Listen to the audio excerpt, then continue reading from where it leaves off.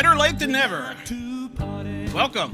This is a brand new show and a brand new Sportcat fooling with buttons that he don't know what the heck he's doing. All right, so this is a production of Sportcat Studios. No, Nightlight Studio. And Sportcat is the executive producer for Serial Criminals with Brenda, Andy, Suzy, and I heard we may have a special guest. So here's Brenda. Hey. And there's Andy. Welcome, guys. I've missed you. It's been so long since I've seen you. I know, right? What, 3 minutes ago? Absolutely. So, has everybody got the link and can get in? Yep. I did. All right. Well, good. Suzy uses the link. Good. I'm going to play with lighting this time because I don't know what the hell I'm doing. Isn't that obvious? What's up? Better than nothing. It's what obvious? About me messing with buttons. Got you messing with buttons. We like a lot of beer. JT's back on. Yay! Oh, hold on. Wait for it, and here we go. What am I holding on to? 1, 2, 3, 4. Oh. It's beer pouring song. Well, you don't have a song yet, so I had to put something in here. Yeah, you need to find me like one of them Halloween Scooby-Doo things. No. See, here you've already screwed up. You're telling me I need to do something. I'm the executive producer. You need to do it. Let's see. I'm in charge of buttons. See, I can do this right here.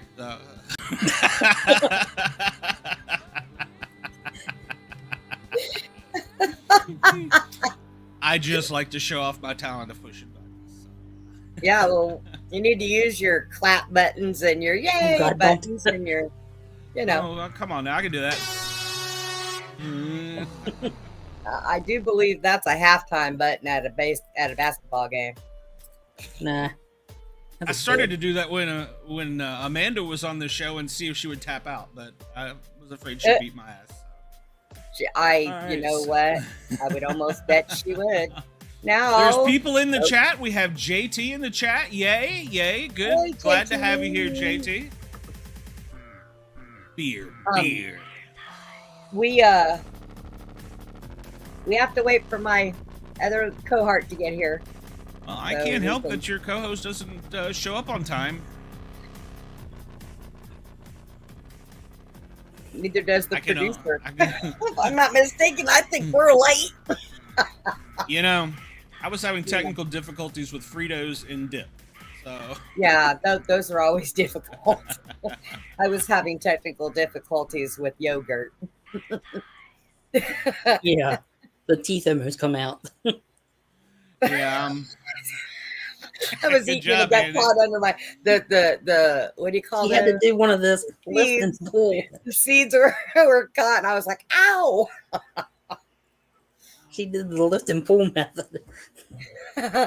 I'm somehow glad I missed that. Unfortunately, I didn't. Yeah. And you took one for the team. Yep, I did. I was digging around in my dentures going, what on earth is going on in here? You would have thought she was digging for gold. Well, at least she wasn't picking her nose. Yeah. I can't figure this out. What's in that I'm bottle? glad we get all this stuff worked out before the show, aren't you? Yeah, right. It's always good to get that worked out before the show. Well, I'm not. God, it is hot in my room. Great, she's having hot flashes. My permanent studio. What on earth is going on here? Ooh, that's a little too dark. So we need. Yeah, to you were fix black that. and white right there. You were kind of like. I still am. God, that's creepy. Yeah, it's that is ghostly. Yeah, your eyes are kind of. Mm-hmm. It's after hours, so I believe we can cuss. It's after hours. We can what? I think Mike must be there to play with her computer. Well, I gotta find Suzy. Yeah, would you tell her this is her show that we're supposed to have like her on it? Do we need to protest? We do. I'm going to file a protest. I'll just do this right there. I'll be like, all We're right. going on. We're going on This- strike. Oh, This is the Sportcat and Andy show. So- Hey, that's not funny. You can't do a Let me show be back without over here. me, butthole. da, It's the da, same da, thing. da. That's the thing. Same thing somebody else said. And look at this. Yeah, well, I don't even. You know what? Don't underestimate my intelligence and compare me to that toenail. No. Ow. I think I'm just gonna turn this damn thing off. No. I think Well, that'll that probably would be stop. Suzy. She's laughing at me. I said, "Come on, we're live." She's laughing. Okay. Lord, and where is her cohort in crime? Is she gonna show up tonight? I think so. She went to go Oh, brush her Yeah, hair. when it's over. She went to brush her teeth. What? Her hair. We're girls. We have to at least look straight. You know, we can't be all. Oh, Hi, God. everybody. My name is Glenn, don't say it. I'm waiting. I'm just gonna let her. She was going down the road, so I was gonna let her have it. Yeah, but I think it made a sharp turn. I was going down the road. Going down the road. That's right. Yeah, obviously she hit a dead end. Okay, And I I was hit waiting a on dead you to end. say it there. Okay. And I hit a dead end. That's right. Not sure. I'm Yeah. happy with this lighting. I think So are we going to well, I mean, I guess we could. We're going to put this out on audio form too, correct? sure we could do that. So for the audio listeners at home, you don't know the difficulties I'm having with a little tiny ring light. It's just so annoying. What? What? The ring light. It's it's a light that's just a circle, and Oh, it just I Well, can't get it adjusted right. We lost audio for a second. no, he didn't. He was just talking to himself under his breath. I do Oh. that You often. gotta listen real good when he does that. You know, we're just like, Okay. I'm not crazy, okay? Wait a minute, what? telling yourself that. If you need validation of that, the audio listeners are like, "What in the hell? I need to turn it up? No, turn it down." What are you doing here? Turn it over. What? What are Over we easy. doing? Well, as long as I don't hit unsubscribe, that's all I'm happy about. So I'll keep my 25 listeners. I think I had 8 on last show. Well, I don't know. It showed 8 on one, and then on the other it showed 3. So I may have had 12 people listening. So that didn't count JT. Now, does JT technically count as 1 or 2? Well, One. it all depends. If he has Shelton sitting in his lap, then he would qualify as 2. Well, Yep. didn't he say Puppet Lives Matter? So He did. just throwing it out there. Yeah, he did. But you said 8 on 1. What'd you say? 8 on 1 and 3 on 11. Yeah. It was 8 on one, 3 on another, and I don't know, something else. She's Uh, apparently trying to get in, but she's having computer difficulties. So. I don't know. This isn't a show about nothing. This is your show, Brenda. Tell us about your show. She's trying to get in. Help her get in. Shut up.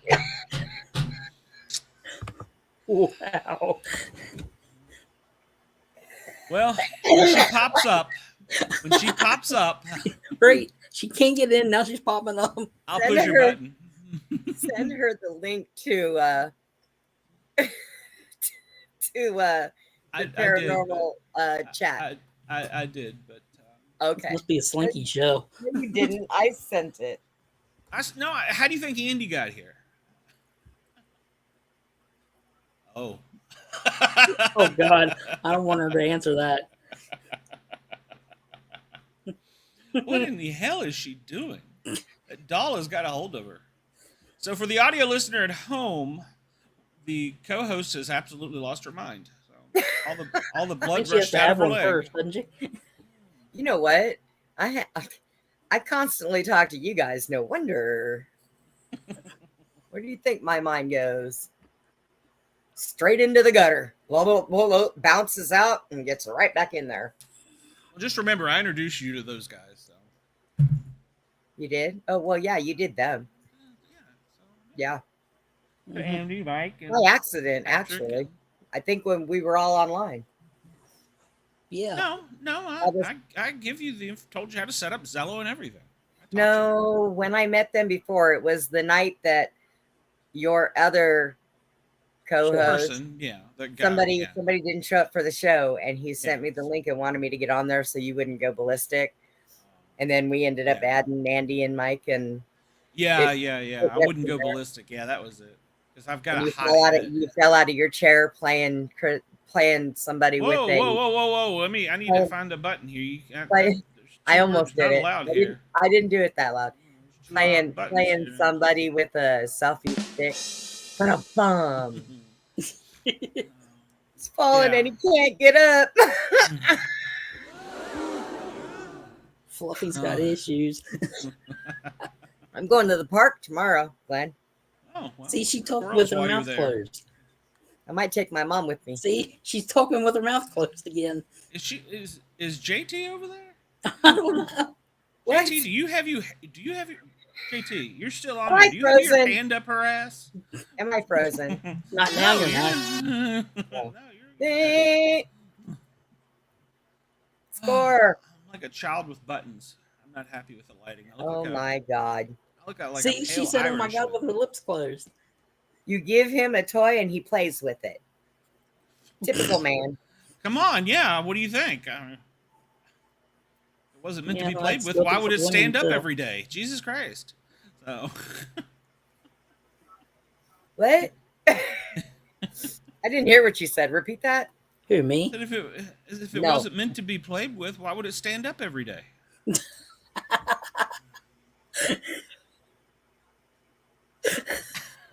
Don't light your hair on fire. That's my point. That's my point.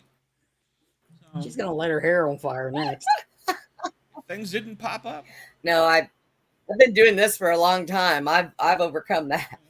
Stripper sat in my lap and she said, "What do you want to do?" I said, "We'll sit here and talk about the first thing that pops up." And the wind blows, and I go to roll my window. My hair will get stuck in the window, and then I'm sitting there like, "Oh my God, I can't move." You might get a haircut. I've threatened that, but then I chicken out every time. I'm shaving my head when I get back home. I've decided. Nuh-uh. Oh, wait a minute. I see something. It says Awake Nation. Are we promoting another podcast here? Is that what we're doing? If you there's trouble right there. Hey, Penny. Here in River City. What? Your volume is awful low. My volume's awful low? Yeah, turn your volume up a little bit. Okay. Oh, hold on. I can do it for you. Hold on. Let's see. Now talk. Can you hear me? Yeah, I can hear you. Yeah, I don't know. You must crank it up on this end, but usually on streaming, there you go. I'm like at 5. Yeah, that's good. I'm a little bit louder. Oh, you've got auto adjust turned on, I think. Yes. Because I see the mic, I see the knob moving without me touching it. So, okay, I got you. All right. Can you hear me? I can hear you. Yep. I can hear you now. Mucho better. So no Susita? Not yet. We're waiting for her to get in. Okay. I think she said she was having some problems.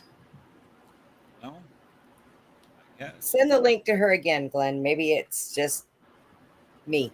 Well, she's using her phone too, so.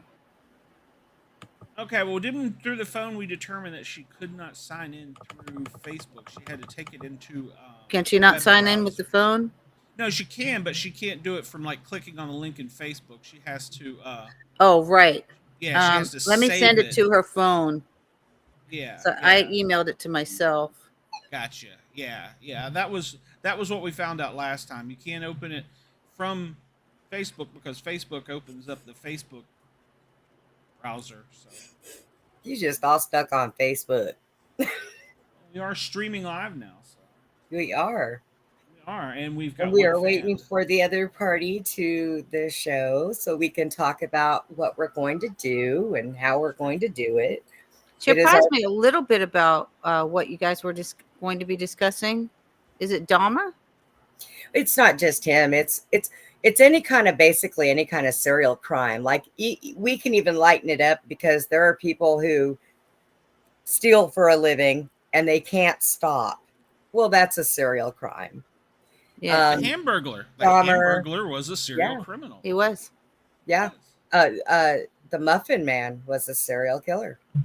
I can't with that. Yes, he was. Yep. Did he kill people that ate cereal? Glenn, I just texted the thing and said I sent the link to your phone. Obviously, I'm a little tired. I was wondering. Yeah, I saw that and I thought you must have sent that earlier. I was. I'm like multitasking here while. So did you stay up late just to see me? Is that what it is, Penny? Yes, I That's did. what I'm hoping for.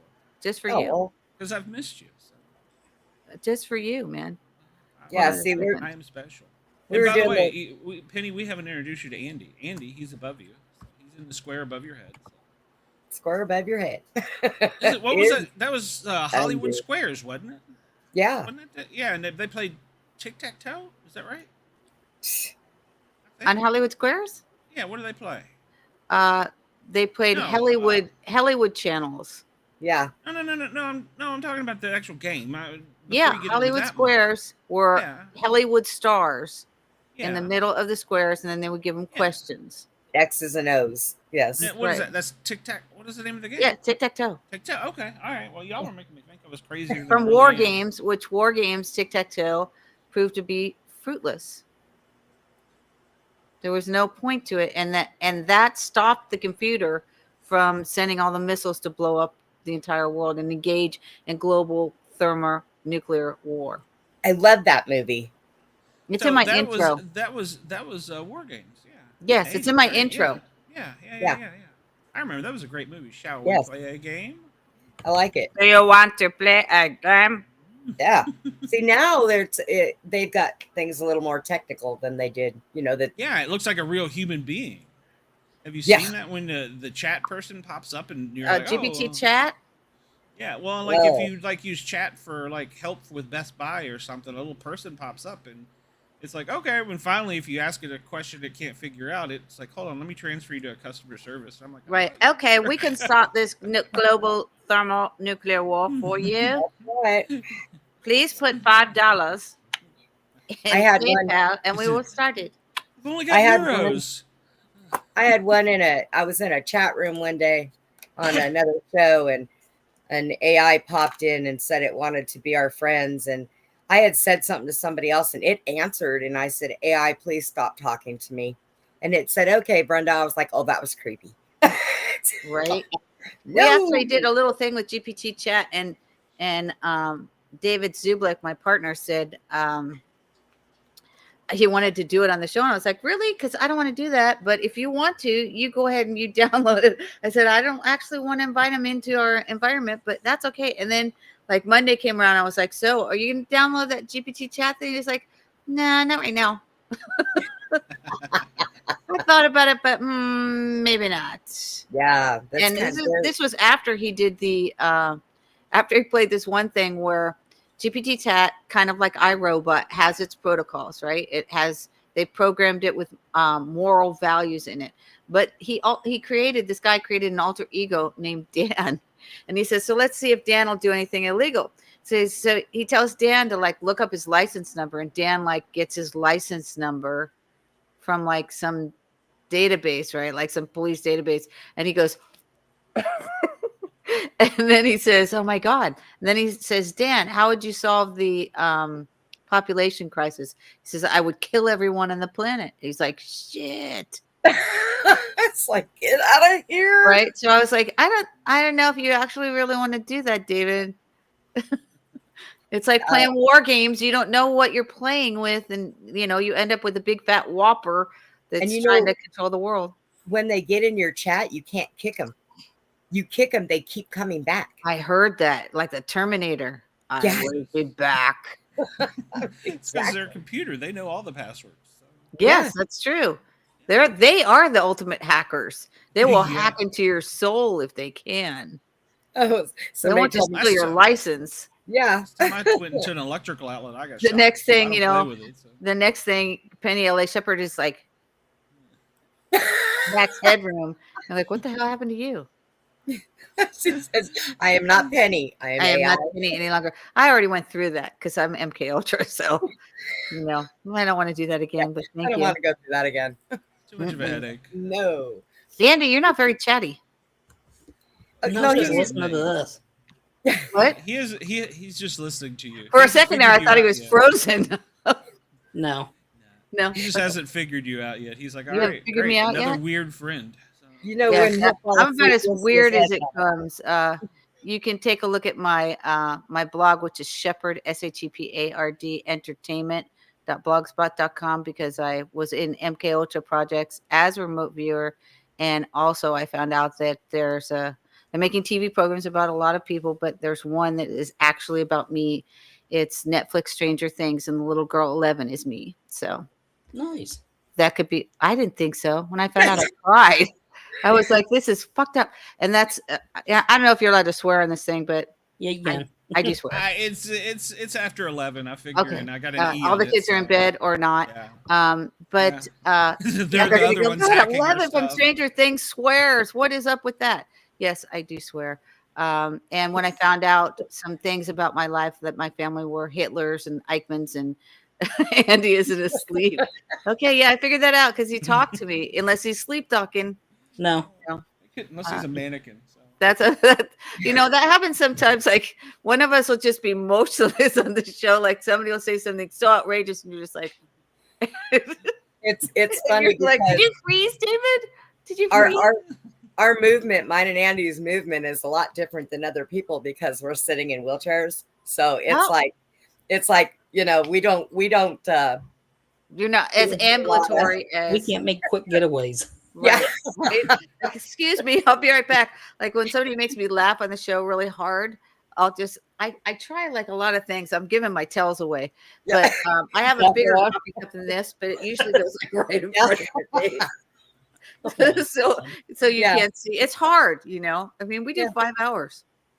Yep. Yes, Suzy No, Q. I watch Suzy every Q day. is from Stranger Things, but she's actually the Suzy from Stranger Things. She's my sister. Suzy. Oh, there she is. I call Suzy my sister Can't because get in. she's just like me. She can't get in. Can't get in. Why can't she get in? She got in Open last the door. Open the door. Open the door so that hold on a second. So is this why she gave me the link so that I could come in instead of her? That's not right. Okay, hold on a second. Yeah, I don't know. I've sent her the. I could go. She says it won't work. Damn it! All right, let's try this one. I said, hang on, we're working on it. I mean, I can't drag her in. So. I sent her another link. See if that works. I say restart your phone. She got in the other night. So I don't remember how she did it the other night. Tell her maybe she has to do it the same way. Yeah, well, I remember Mike told her specifically to. Oh, that's right. And we don't have our log out tech of her guy tonight. Facebook, so. You don't have a what? We don't have our tech guy tonight. Remember to put your name in. I tried to sign in. It wouldn't let me sign in unless I put my name in. Oh, yeah. I went through that a couple of times. I was like, what on earth is going on? Oh, never mind. It says put your name in. It won't let you in until you identify yourself. I know. It's that AI system. And show your passport and driver's license, give a your carry card. Fingerprint, right? Thumbnail. I wish it would give me all this information. I could use it. DNA. Oh Lord. So, speaking of serial killers, if you like that transition, when we were talking, Suzy was telling me a little bit about that you might be discussing Dahmer. So I worked with Megan Walsh. I've worked with her now for almost 2 years, daughter of John Walsh. And I've done over 30 shows on her her evil father, John. And so we went over when we first started and with her legal team. I wasn't on the legal team, but I went over 10,500 pages of documentation regarding Adam Walsh's murder, the investigation, subsequent documents regarding it. They're on, I think it's justiceforadam.com. Willis Morgan wrote a book about that he believed that Dahmer killed him. He's been working on this case for 40 years. Yeah, and also, I heard about that.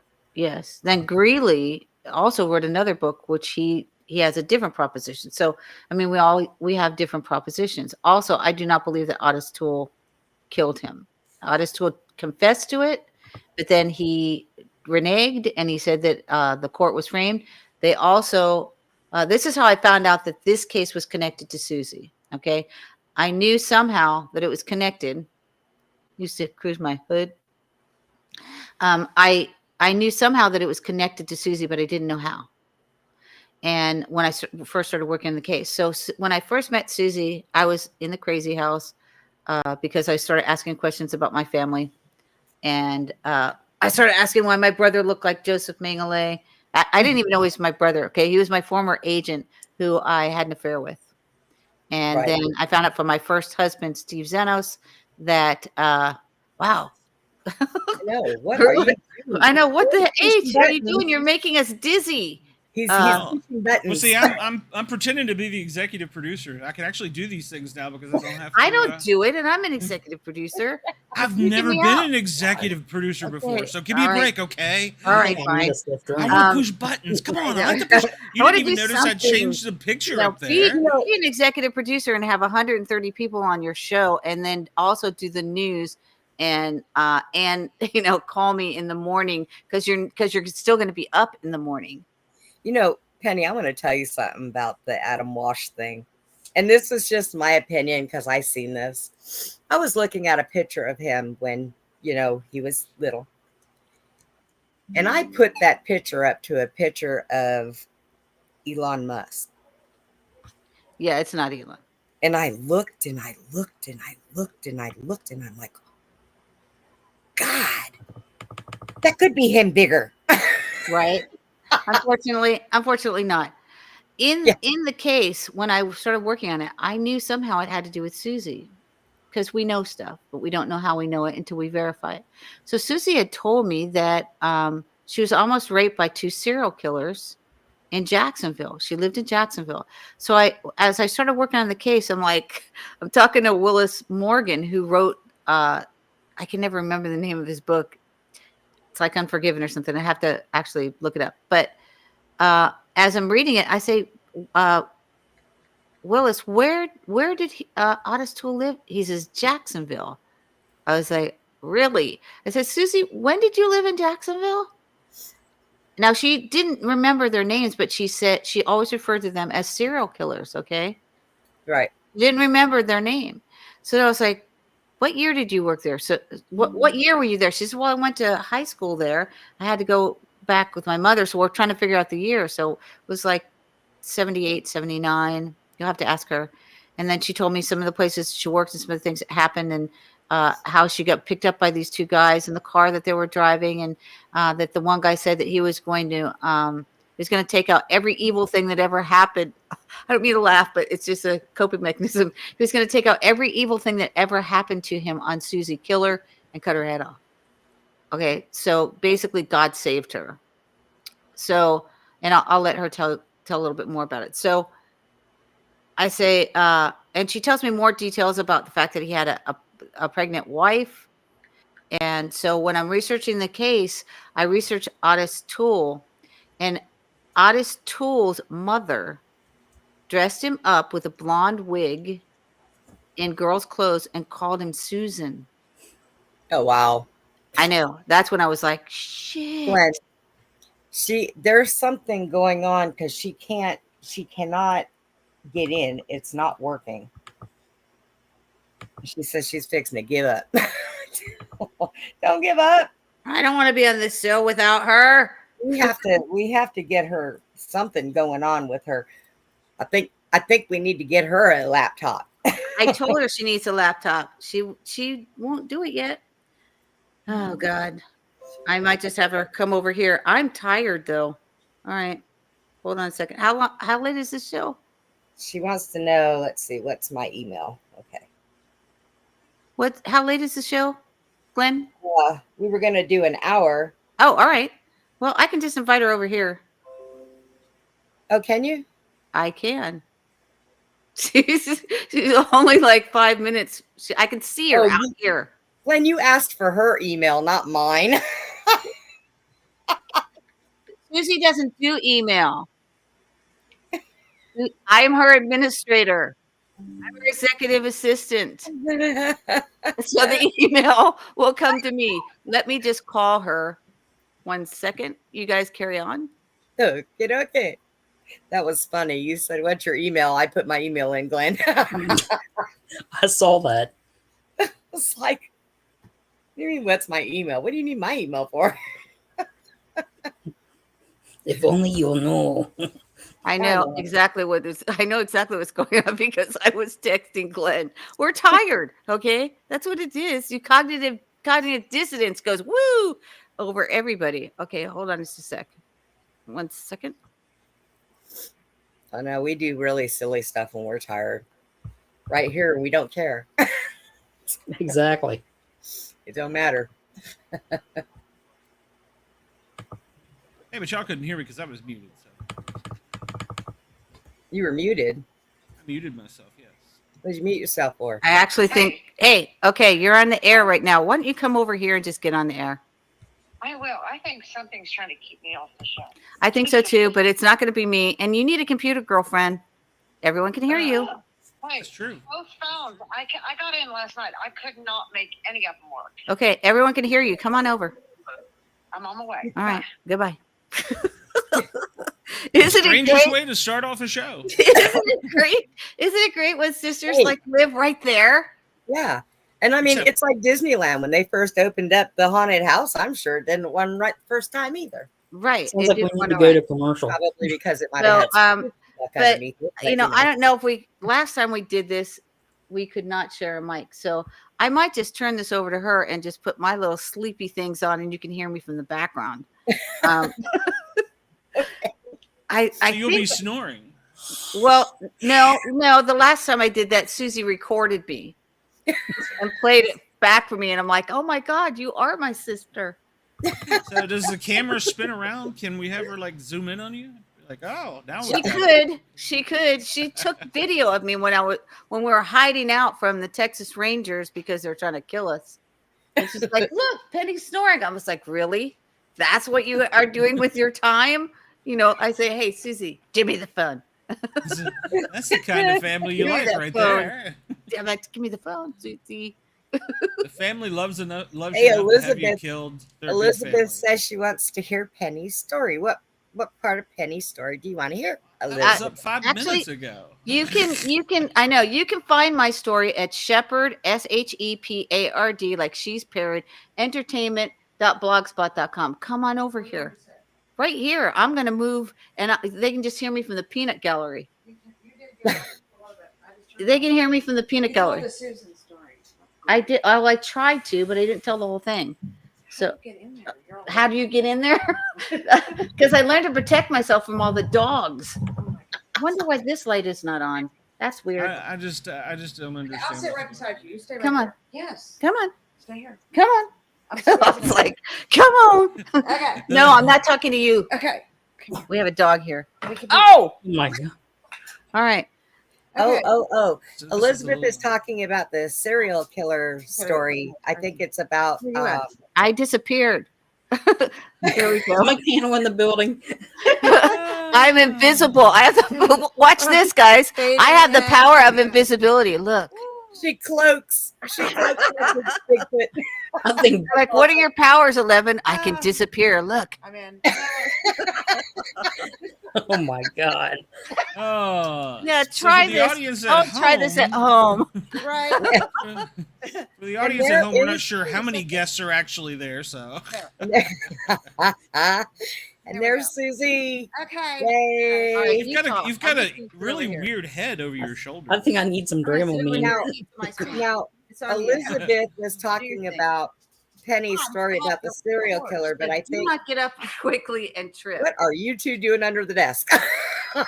He's tripping on my cords. Oh, On my feet. All right. Wow. So this show's going to be that way too, huh? All right. Yeah, so you can hear me from the peanut gallery. I'm going to eat some ice cream. Oh, Go God. ahead. What Okay. flavor? All right. Oh Lord.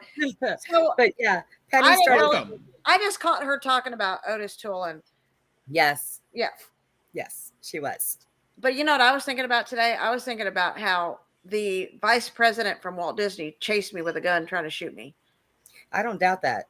Was And that then- the Mickey Mouse thing? I mean, Walt Disney. Michael didn't like- Laney or Yeah, Mike he's in Laney. jail now. He's in jail now because he was raping a little girl. He's in prison now. Is he? Mhm. And see, Yeah. Walt Disney didn't even like kids. Matter of fact, I think he was a pedophile, if you ask me. But Yeah, He was. That's why Yeah. it was, it was like a I'm little not sure girl. if he raped. JT is being sarcastic there. But he tried to hire my ex-husband to murder this girl. So my husband agreed to it. He said, okay, for $10,000, we'll kill her. And then for we hit, $10,000, we'll kill her. we'll kill her for 10,000. God. Chump And- change. No big deal. So Yeah, no big deal. So we hid the girl in our little hotel room, right? We were down there because my mom died. We went to Orlando. So you actually like picked her up? I mean, did you like Yeah, go Suzy and was like? going to save her. We were going to save her. Yeah. Oh, okay. Well, okay. So what kind of pickup line is that in a bar? Huh? What kind of pickup line is that in a bar? Hey. We just got to pay $10,000 Yeah, to just, kill to you. assassinate you, you know? So come on. But, I mean, but would you hop in that car? I mean, No, okay. I I'm just wouldn't. I would say thank you. Well, he was staying at this hotel in Orlando. Okay. And Sorry. he was having an affair with her boyfriend. So he wanted the boyfriend. he wanted to knock her off because he wanted the boy to himself. So he was going to pay my ex $10,000 to get rid of the girlfriend. Is that awful? That was back in Yeah. 1982. That was back in 1982. So he was the vice president of Walt Disney. Yeah. And so my ex said, sure, you know, we'll kill her for $10,000. They met at the bar there at the hotel. Said, sure, you know. And so we he found the girl. We told her what was going on. We said, stay in the room, hide under, you know, behind the bed, don't come out. She came out. She came out. She What an blew idiot. She almost got us all killed. oh Because- God, Yeah, because his henchman went over there spying on our room after we went to his room to get the money, and then he walked up to the door and said, "Oh, I just saw her in the room." Well, he ran for his gun, grabbed it off the dresser. It started chasing us, and me and my ex were running. I never ran.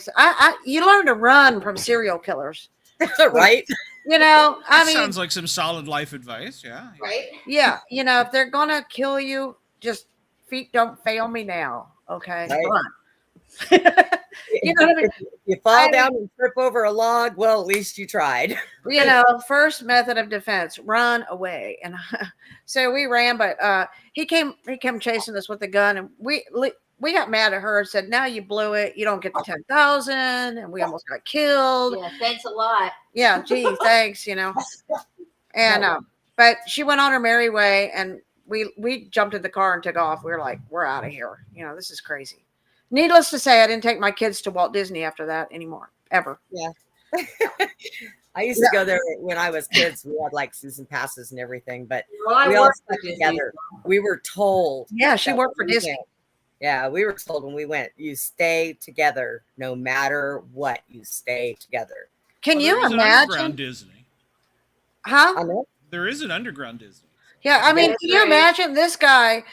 He lived up in Wisconsin, I guess, and just about 5-6 years ago, they got him for raping this like 3-year-old girl or something, you know.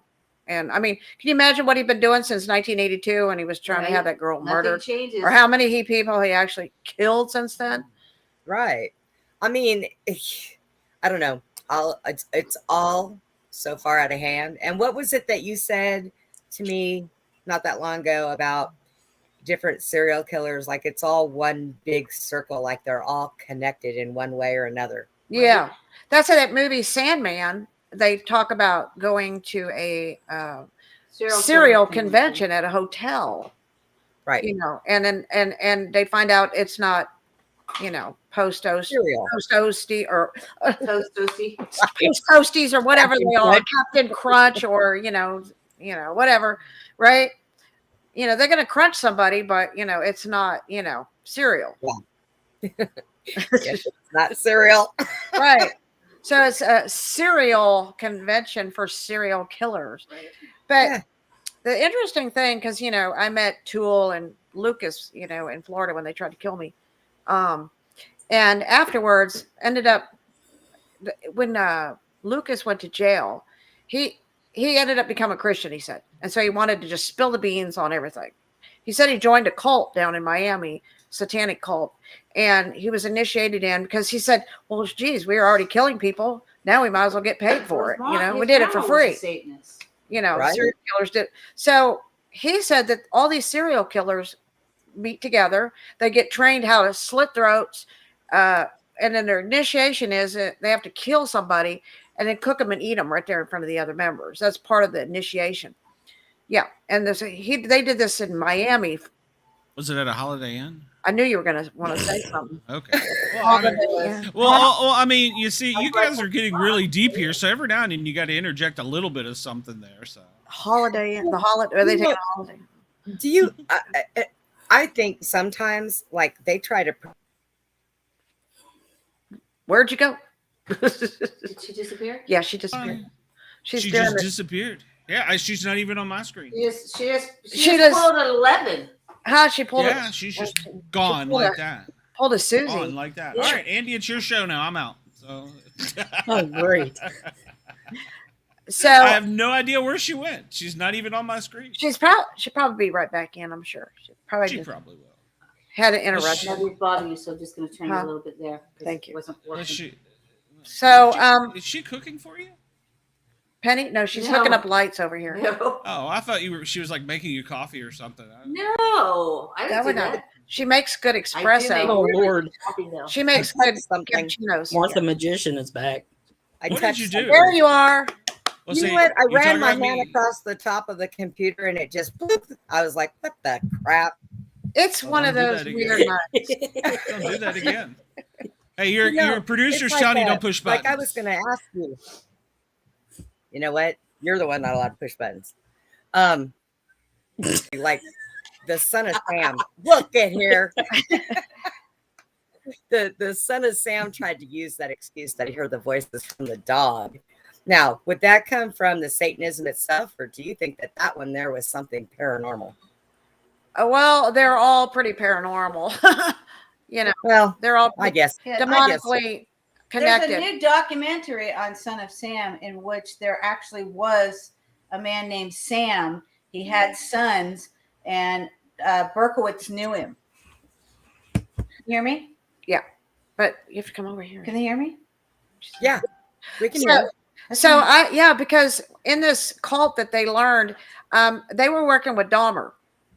Okay, we were Yeah. going to talk about Dahmer. So they were working with Dahmer because Dahmer was educated in the right medicine to use to drug the children, and that's Right. what Lucas and them were being trained. They said by Dahmer how to use those drugs.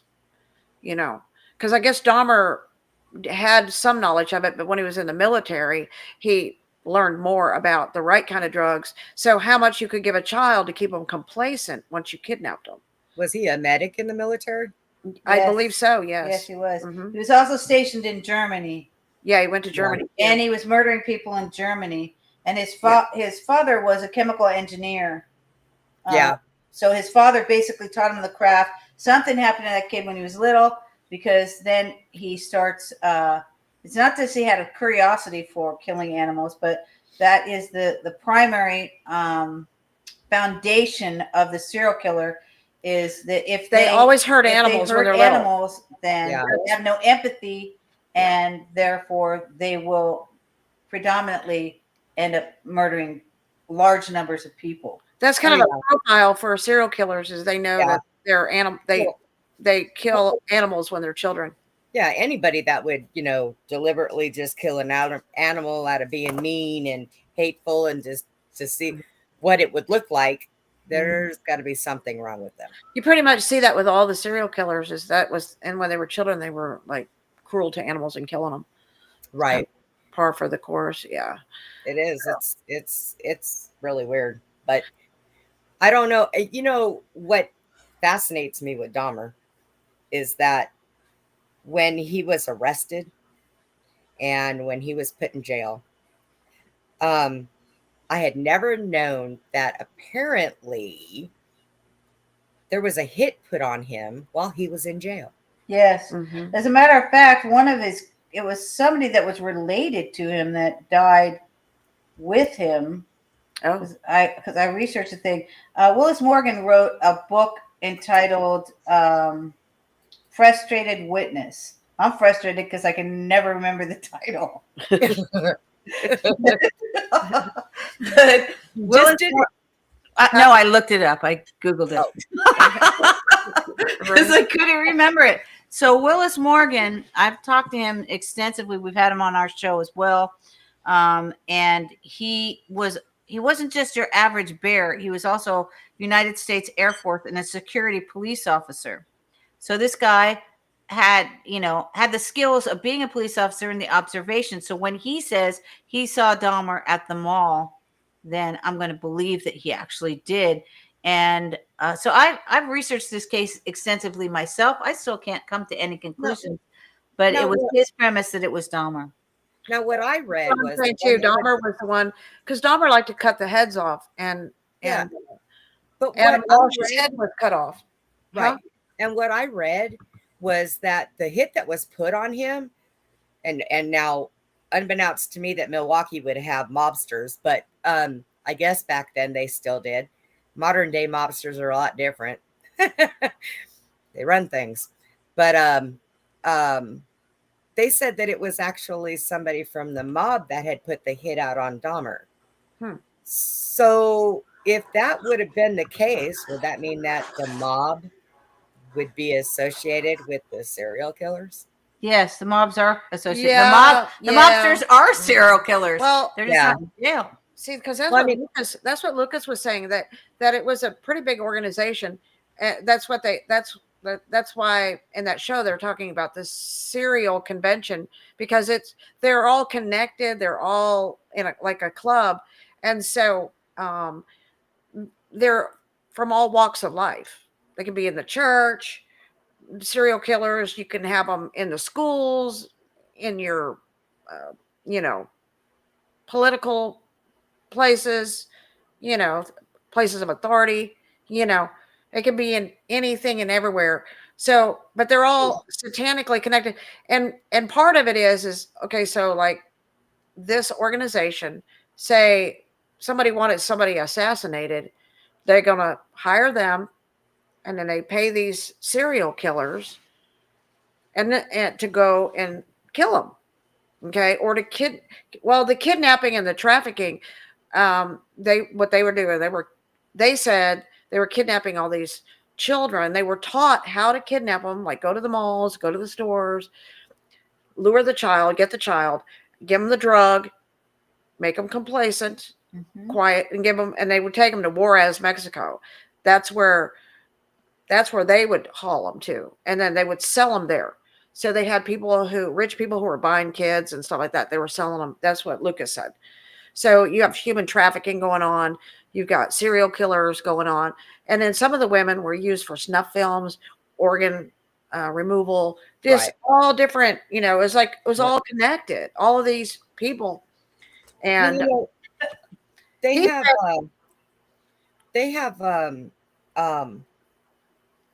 there's like so much.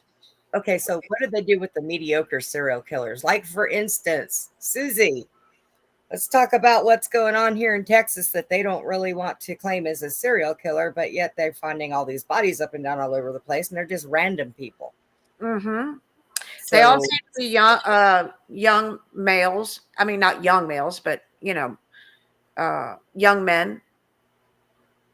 Quite a few. And one of the things I noticed about a serial killer like Lucas or Dahmer, they tend to have the same type of victims. Right.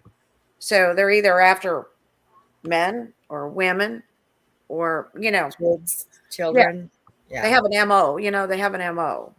So Austin has all these people coming up dead along the river, or along the Colorado River there in Austin. And are they all men? That's what I've been reading. They're all young males, in their maybe 20s, so far from what I'm gathering. They said something about a bunch of the people that have been coming lately and going to the bars out there off of 6th Street.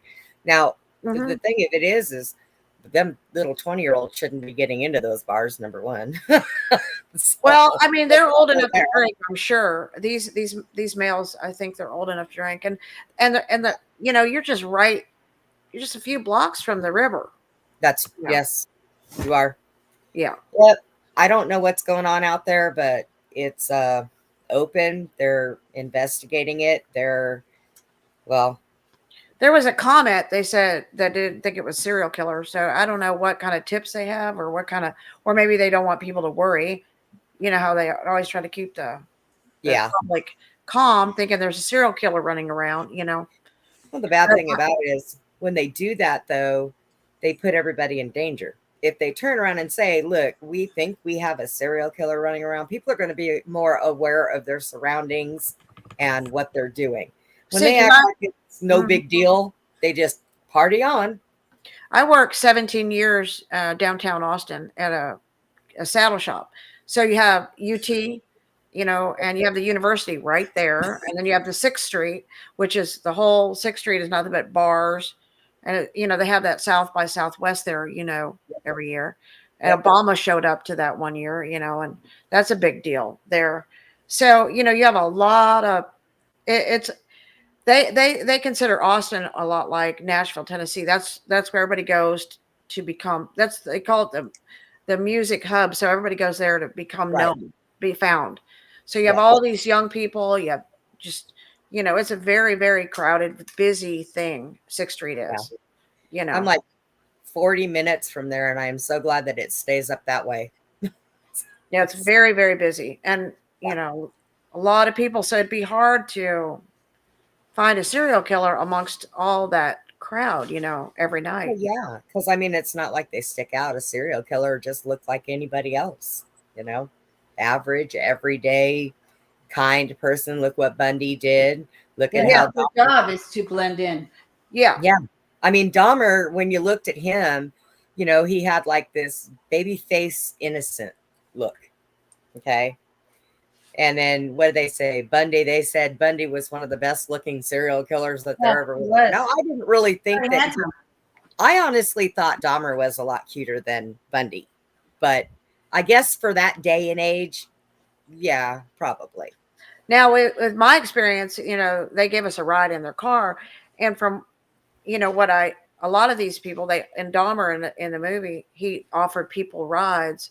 So they, you know, somebody that gives somebody a ride, maybe you need a lift home from the bar, you know, something, you know. So I think that's how they lure a lot of their victims, you know. Yeah. I had a friend, she lived in Bastrop, and she told me that she was in Dallas when she was younger. This was in 82. Because I met Lucas and them in 79. But in 1982, she said they picked her up at a gas station to give her a ride. She actually got away from them, from Lucas and Toole. They were going to take her to a party, and she said she was actually on probation at the time, so she didn't report it. But they took her out in the woods and they told her to get out of the vehicle, and they got out. She mashed down the gas and took off through the woods in their truck, and she was able to get away. Your bail sponsor? Yeah. Yeah. So she actually survived them. So, you know, but it seems like that's with, you know, somebody, you break down, you need a ride somewhere. Hey, let me help you. We'll give you a ride, you know. So I think they get a lot of their victims. Could be in Austin too. Could be, you know, somebody at a bar, they had too much to drink. Hey, let me give you a ride home. People missing out here, their cars broke down? Elizabeth has a question about Dahmer. Glenn, can you pull that up? I can't see it. Didn't Dahmer have a connection to Michael Aquino?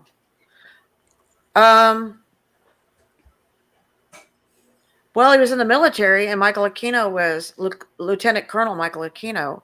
He was head of the. Well, he, you know, do you know who Michael Aquino was? Do I? Yeah. Okay, so, well, he would have to, because this was a satanic organization, and Aquino was the head of the Church of Set, or Church of Satan, out of San Francisco. Right. So he had his hand on everything, and every city, everywhere. So there definitely be a connection. You know, because Aquino was over all of these people, you know. Right. So if you think of it like a club, you know, of satanic assassins, basically. Yeah, I'm sure. There are so many satanic clubs. You got your assassinators, you've got your military, and it was pedophilia, you've got your entertainers, you've got your everything, everything. It's all so wrapped up and so sad.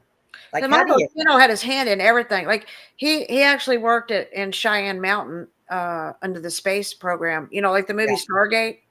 Yep. He also went to work on the Montauk program. He was at Presidio military base in California when the Satanic Panic came out, and he was accused of murdering and raping all those children, and he went to court, but they didn't prosecute him because they said it was a matter of national security. The So Go he got figure. away with all his crimes against children. Yeah. Yeah, So that's right. and then people get mad when you talk about, well, we're going to look in the old days. We're going to all get together with pitchforks and we're going after these people but then we're the ones at fault for that. Why? It's fair for them to do what they're doing, but it's not fair for us to retaliate. Something wrong there. Well, it's because you have such higher ups, such higher ups people involved in this whole organization. Now, when I lived in Jacksonville, Florida, one of the places that I stayed with was okay. So a friend of mine said, "Hey, you can come stay at my friend's place. He's got a nice place." I'm like, "All right." So I get over there, and I thought he was a nice guy. He was a vegetarian. Like okay, and real nice guy. I had my own room. It's really right off the beach in Jacksonville. Really nice. So one night he says, "Hey, we're going to go to this meeting and I'd like you to go with us." I was like, "Okay." And then my ex-wife's going to be there. So, okay. So we go to this warehouse down in Jacksonville, downtown. And all these people in there sitting in these chairs, like a church meeting. You're in a big home church meeting, right? Yeah. Anyway, so they were all just talking and stuff and everything. But then he tells me that he's the head of the Satanic Church in Jacksonville, Florida. He's the high priest. And that his wife is the high priestess, or ex-wife is the high priestess. And they want me to join because they know that I have such biblical knowledge about Bible things. They want me and my knowledge to join their church to help them. Right? What year was that? That was like I think that was like right now. Was it? It was 79, probably 80. I think it was after I survived. What's his name? Right. Them. But the thing of it is Lucas's grandmother was a Satanist in that church, and so she used to have Lucas going out to the cemeteries to dig up dead bodies for body parts for doing witchcraft and stuff. Yeah. So he was raised in that little satanic. So he introduced Toole did. Otis Toole did. I'm sorry. His grandmother was part of that. So when Lucas came to Jacksonville, Lucas met Toole and they became lovers. And then Toole introduced him to the satanic organization that he was involved in. And that's why they went to Miami to get trained. So, yeah, that's all connected. So, do we know if they still do that? Well, yeah. Of course. Yeah. And nobody does anything about that?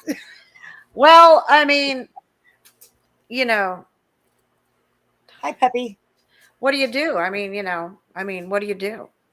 Well, that's true. Not really much you can do, especially when you got people that are higher up that are involved and just get swept under the rug anyways. I guess, they start kidnapping the wrong children or killing the wrong people. Then those people, if they're in, any kind of leadership, will retaliate, I'm sure. It's kind of like, if say they go after the governor's kid or something and kidnap him. Right. That would be a boo-boo. So I'm just saying, it's pretty much, the way of the world, I think it's always been this way. I don't think anything's ever changed. I think it's been this way for hundreds of years. Yeah. It's all this kind of thing is just always happened, so but a lot of people just aren't aware of it. Is they kind of know it exists a little bit, but people don't realize you know, How how bad big, it really how is. big this bowl of cereal really is, you know. This is. I thought Glenn just beeped us. I was So, gonna say, we didn't say anything. Glenn, what is your thoughts here? I know you're like thinking all this stuff as we're talking. Ew. What is my thoughts on it? Huh? You're asking what my thoughts are on it? Yeah. Uh-huh. Well, I'm not very well versed in the serial killers, but you know, from what my perception is, you're right. They absolutely have a pattern and an MO, and they stick with it. And these clubs or organizations, whatever you call it, are still very prominent today in our society. They just have different names or different, So in your but groups. your profession, did you ever come across any as a fireman, you know, as a EMT, right? Did you ever come across anything that you thought fit this scenario? No, I had several mob hits. I don't think I ever had one that was a serial killer. Now, in the county I live in, we have a very strange case where an elderly couple was murdered in their home, and they didn't find the female's body for quite some time. She was buried in the lake. Well, not buried, but she was drowned in the lake behind the house. And the husband, they found him, but they've never found his head. Never found the head? Never found his head. They were a German couple, and I kind of remote viewed it a little bit. And I come up with they were probably affiliated with Operation Paperclip. So that was what I come up with. But I didn't really pursue it any further. I just kind of looked at it in a remote viewing kind of fashion. I don't know who did it. I have a feeling that it was probably payback for being in Paperclip. Right. Well, you know, Lucas, you know, the bad thing about the Lucas and Toole story is that once they got arrested, and they were in Georgetown, Texas, and the Texas Rangers were giving him milkshakes and rewards to tell him everything. And so he basically said he was lying about most of it, but he was getting treated like a celebrity and taken. He'd never had been treated like that before. So he enjoyed all the attention, being treated so well, and he became quite a celebrity, he said. So he would just admit to every crime that, you know, every police officer that came in from the United States said, "Did you do this crime?" He says, "Oh yeah, I did that crime." And, you know, then they started closing all these cases. So when you close a case, then it goes away, and then you don't find the real killer. So, you know, he was a great scapegoat for a lot of murderers who now their murders are closed cases, will never be looked into, never, you know. Now, Elizabeth says that she's in politics in Illinois and that the Luciferian are in power there. I can believe that. You don't even want to know my look on Illinois. Illinois? I've been ill and annoyed about that, yeah. Yeah, ill and annoyed. I have somebody that's a friend of mine that actually lives out there, and I just keep telling her, you need to get out of that state. I mean, So for what real. What is a Luciferian? Luciferian? Somebody who...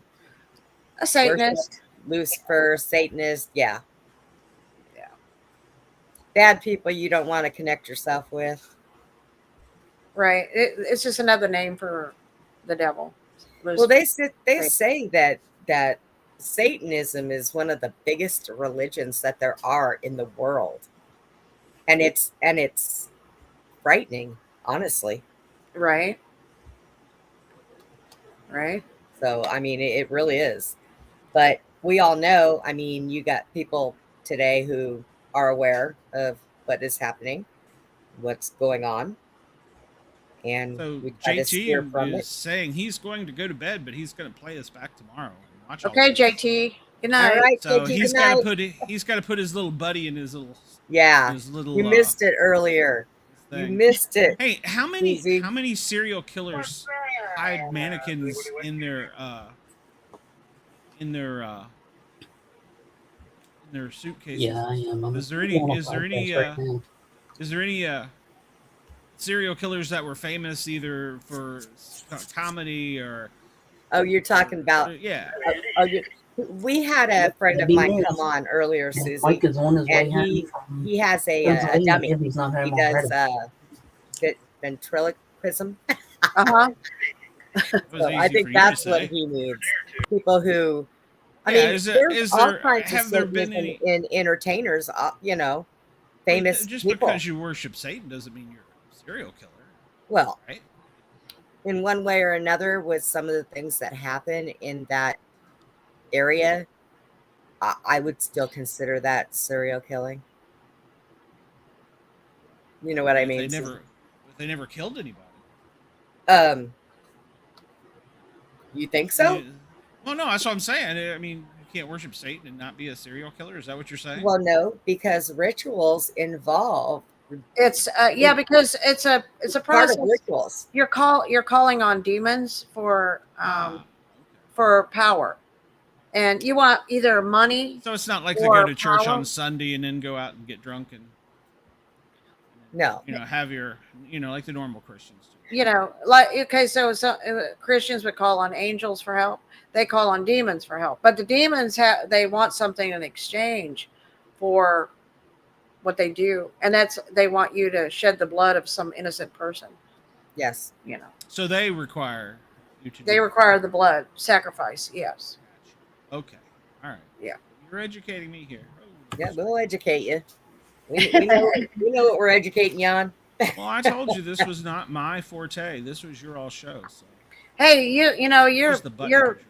picking up broken people and patching them back together. So You Everybody just never freeze, know. or was that me? There might no, we're not frozen. I don't know. That was weird. It was a glitch. So there's a big cult in Mexico. It's Saint Marta, I believe they call it. It's a demon that the most of the Mexican people. It's bigger than their belief in Jesus, because a lot of them are Catholics there. Right. A lot of Mexican people are Catholic, and the Mexican people, what they call them Mexicans is because they're Indians mixed with the Spaniards that came over there. So you have some that are Aztec Indians, that are more native to Mexico, and then when you had the Spaniards coming over, they mixed with so that's where they get the name Mexican, because they're kind of a mixture. Some may have more Spanish blood, some may have more Aztec Indian, but the Aztecs were very cannibalistic and worshipped demons. Okay, so this spills over into their culture today. So you'll see like members of this cult, they'll have it's a female who looks like she's starved to death, like a skeleton, and she usually has a sickle. Okay, and she's wearing a wedding dress. So that's the demon that they pray to. They believe that she will give them more than Jesus or them will, as far as money and power. But in exchange for this demon, they have to kill. They have to shed a lot of blood. So this is what the cartels are real into. This Yes. religion, this cult. Mm-hmm. Yes. Yeah. Yeah. I mean, it's a frightening thought. I mean, especially with what's going on and everybody pouring in, and we don't know where anybody's coming from, and who knows. I mean, I honestly think that a lot of this stuff is going to pick up tenfold, at least for a little while. Yeah, Elizabeth was saying if they can't kill a human, they kill animals. But animals don't give them as much. The demons don't give them as much power as they do if they kill people. Yeah, it's the purity of young. I'll say they it, become more powerful. That's why you see like cartels. They're more interested like in threatening your family. They'll kill women and children, because they get blessed by that. That's no big deal to them, right? So they have no problem with doing that, no problem at all. Killing children, women, anybody. You don't work for us, we're going to kill your whole family. They feel like they're going to get more protection and more money by doing it. So see, Glenn, the way this works out is no matter in a lot of crimes that happen, where you get your serial killers, you can even turn around and say, well, this person might turn around and be a serial arsonist. Well, that will work for a little while, and then they want something more. So then they'll turn into a serial rapist, and then they'll want something more. Then they go to taking the life.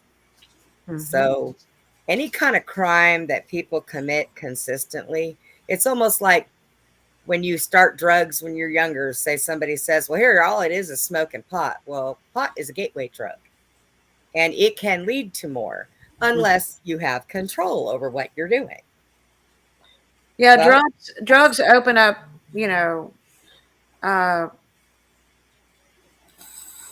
it makes it easier for the spiritual forces to communicate.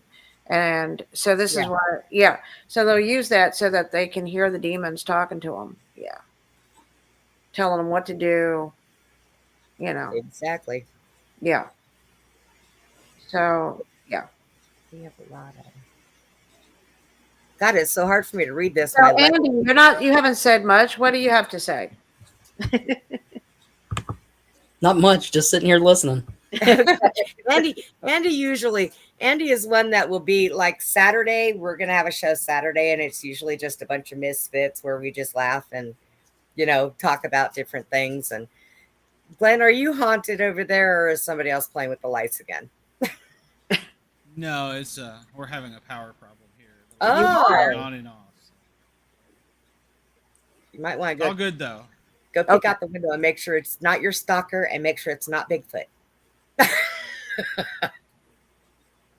Yeah, I've heard Bigfoot. This is my hopefully my next to last night in Knoxville. So I'll go outside tonight before I go to bed. And hopefully that's my hopes. And, maybe I'll hear. Let's see. We have a lot of Venezuelans, migrants flooding into Chicago, and the Mexicans despise them here. Yes, that's absolutely correct.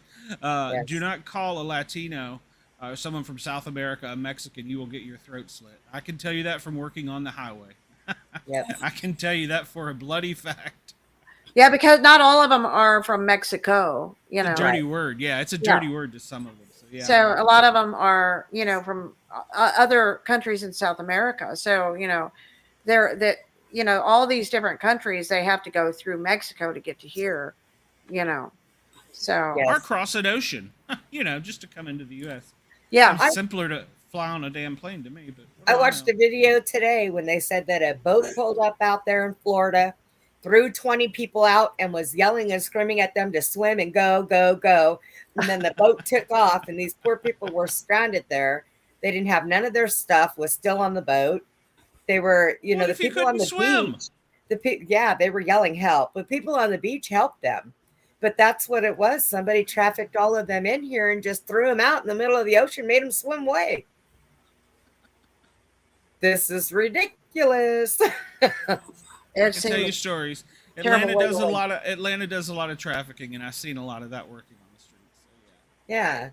I mean, it yeah, because a lot of them come through Florida, and the Cubans. Look at the Cuban. Remember back in the 80s when Castro threw all his prisoners on the Mario? That was that Mario where they all came over on the boats and flooded Miami and flooded Florida and yes. Well, they say that when somebody is trying to get away from a totalitarian government or bad things in their country, they're supposed to migrate to the nearest country. That's what makes them safe. They're not supposed to truck through this country, and then come to America and say, save me. That's not the way that law is supposed to work. You are supposed to go to the nearest country for salvation, to get away. So that's what is making this so hard with what's going on now at the border, because these people are China. There's hundreds. Oh, turn that down. There's hundreds of fire somewhere. I had a lot of Mexican people that work for me, and I have just absolutely loved a lot of the Mexican people, but there's a difference between them and the people that are working for the cartel. and versus just regular people, Yes. hardworking people, and those that have families, but they get sucked into that cartel situation because they'll just recruit people Well, they and start make them them. young, very young. Yeah, they'll say, Usually, if you don't usually work for around us, 8 we're going to is kill when your they wife and start son. now. Yeah, I've Well, seen a lot of that. They start them at they around 8, and yeah, they know how to. It's I don't want to call it a the gateway drug, but they know how to families deal with the children. the families that I'm not sure they what come chulo here, is. the families that come here Hmm. to get away. From that, yeah. But if you've noticed, most of the people coming right now are military or working Chinese. age men. They're all men, no families, no kids, no nothing. But they're You don't coming. think They're that's coming for a in. reason, do you? They're coming. A lot of the Chinese are coming in, and I'm because in a group that um, is the people that live down along the border. Yeah, So I get all the reports and I read all the stuff. And right now they're getting flooded with Chinese men that are coming yeah. over. There's a lot of actually Russians coming through too, but they make the cartel. The cartels have to pay like $80,000 a head for a Russian to bring to human traffic them over. So these cartels are making a lot of money trafficking these people. Oh yeah. Um, and a lot of you got a lot of African people coming through that way too. There was a bunch of Ukraine. You probably saw that a lot of Yeah. Ukrainians that came The over too. Ukrainian people. Yeah. So everybody comes up through Mexico, everybody. But, it's like, I think that from living in Texas since, I've been here since 1980, the biggest thing about it is we love the Mexican people. We love them, and, and we don't, we want them to become legal and live here. Okay. Yes. But we don't want the cartels, and we don't want them killing people and threatening people, and we expect people to try to do things legal. Now, the thing that my biggest gripe that I noticed, because I had a lot of Mexican people working for me, and my boss had them, and my boss was born in 1899, so he had a big ranch there in Bastrop in Austin. So he had a lot of people that were from Mexico that worked for him 20, 30, 40 years, I Right. mean, their whole lives. And the biggest problem with say you're from Mexico and you want to come to the United States, you got to go hire an attorney. And it was about what I remember, about $7,000 in paperwork. Now you got these poor people, they got to come up with $7,000 just to get their citizenship. Now, I think they do it different now. I that, don't think you have to pay all that anymore. I don't know. The attorneys and the courts want money for everybody to become an American citizen. So Well, this the is the way it's attorneys and always the courts are crooked to begin with. So right. yeah, they're probably just right in there with the cartel. So this is why so many people couldn't get their citizenship and were getting deported back all the time, and they were coming back and deported back. So, I mean, I had people that work for me, and I heard horrific stories, of them. Like I had these 3 guys that worked for me one time that they had to come through the desert and they had to kill a big like cat, a wild cat, just to live, to eat, to get here. I mean, it's a pretty rough trip for a lot of these guys to have to walk, Oh yeah. to get here, and a lot of them don't make it, and it's they're coming because their families are starving down there. I had one guy working for me. His name was Fernando. Love Fernando and his wife Patsy. They are the best. Well, he said originally he's from way down there at the bottom of Mexico, and his family basically were so poor that his mom worked all day just to make a flour tortilla. I mean, literally, that's everything it took to make the food to feed the family. That's how poor they were. So he was offered a job to run drugs in a truck, semi truck, into Texas. So he took the job because they were so poor, and he's taken this job. Well, then he asked his best friend. He says, I want to get a wife," and he said, "Well, the best place to get a wife is at church. You get you a good wife." He ends up going to the church, meeting Patsy, who's a preacher, right? Her, and he gets saved. Basically he, you know, walked away from the drug running, but he told me that's what I did. That's how I came here.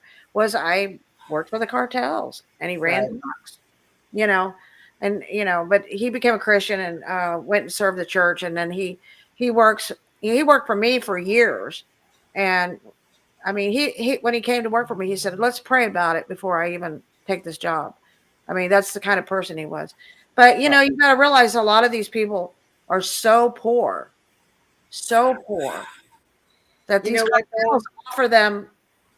Here's the thing. I don't know exactly if you know about how that works, but you do know that all of us, when we're born, we aren't supposed to be poor. You know that, right? We're what? We're not supposed to be poor. We're not born to be poor. We are not.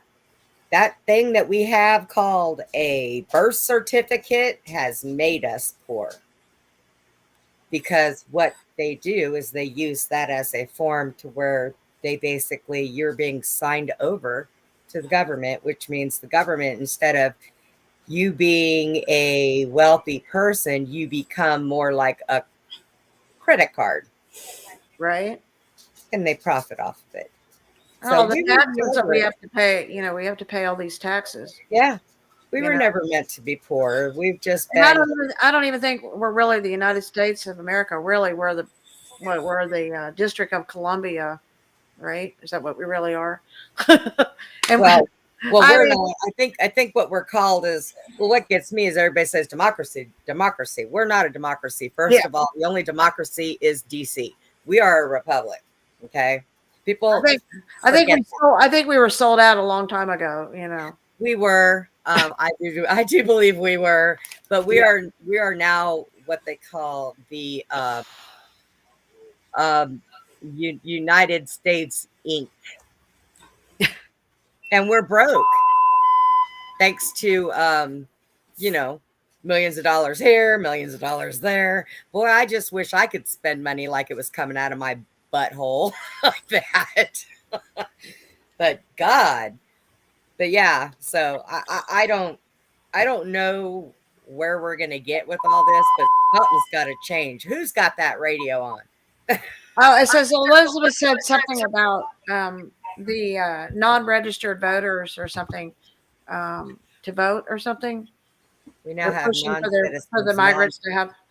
If they would just go through the process, if they could just waive all the lawyer fees and let them become citizens a little bit easier, you know, Yeah. they Because I would. mean, I understand the whole not wanting to let them vote if they're not citizens, because we're the ones that have been paying taxes and putting up with all this crap.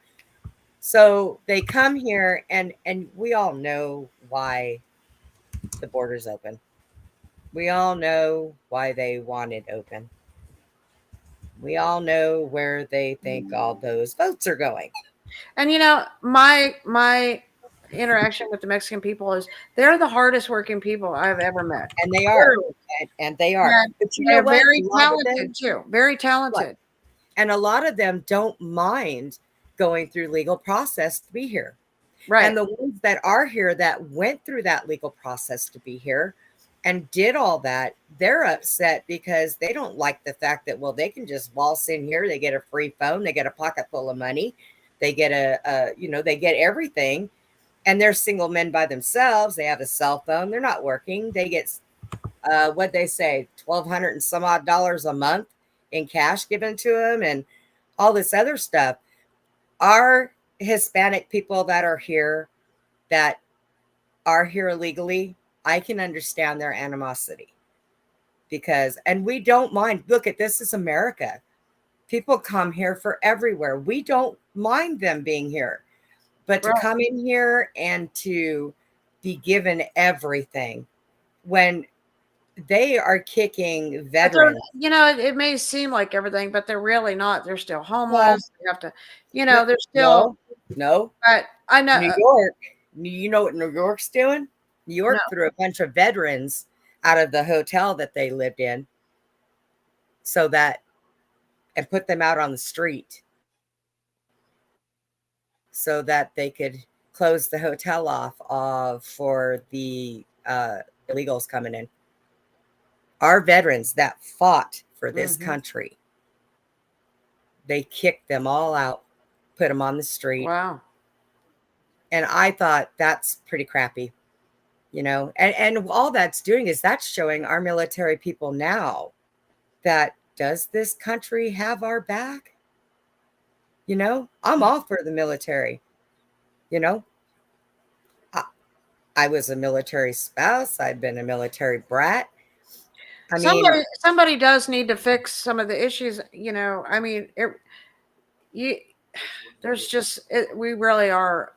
I had a friend of mine. He is a U.S. Marshal. He's retired, and I asked him. I said, "Are they ever going to fix the problem?" He said, "No, because it's too out of control." I mean, well, it's too far gone at this point. There's no controlling what's the border, what's going on down there. He said, his job was, he had a really interesting job. He worked as a judge in California, and he went to work for the as a U.S. Marshal, and he was assigned head marshal of Texas. He was my next door neighbor. So his job was, and I met him. He's a cowboy. He's an actor now. He's in the movie Yellowstone and all that. But he was working in Austin, and his job was, the military said, "Hey, can you find out why there's Texas trucks in Afghanistan blowing up our soldiers? How is that happening?"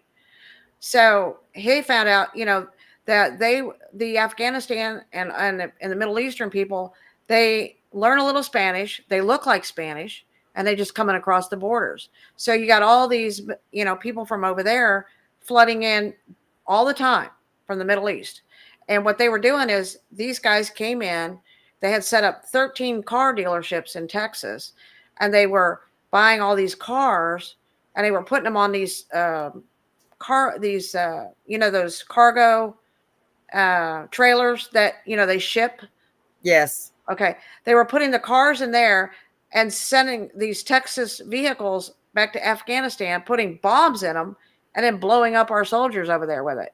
So he Yeah. shut down, and they sent these 13 guys to get them out to Cuba. Yeah, he caught them all. So he said the borders are not what you think. Everybody's coming across the border. Everybody. Now, Man.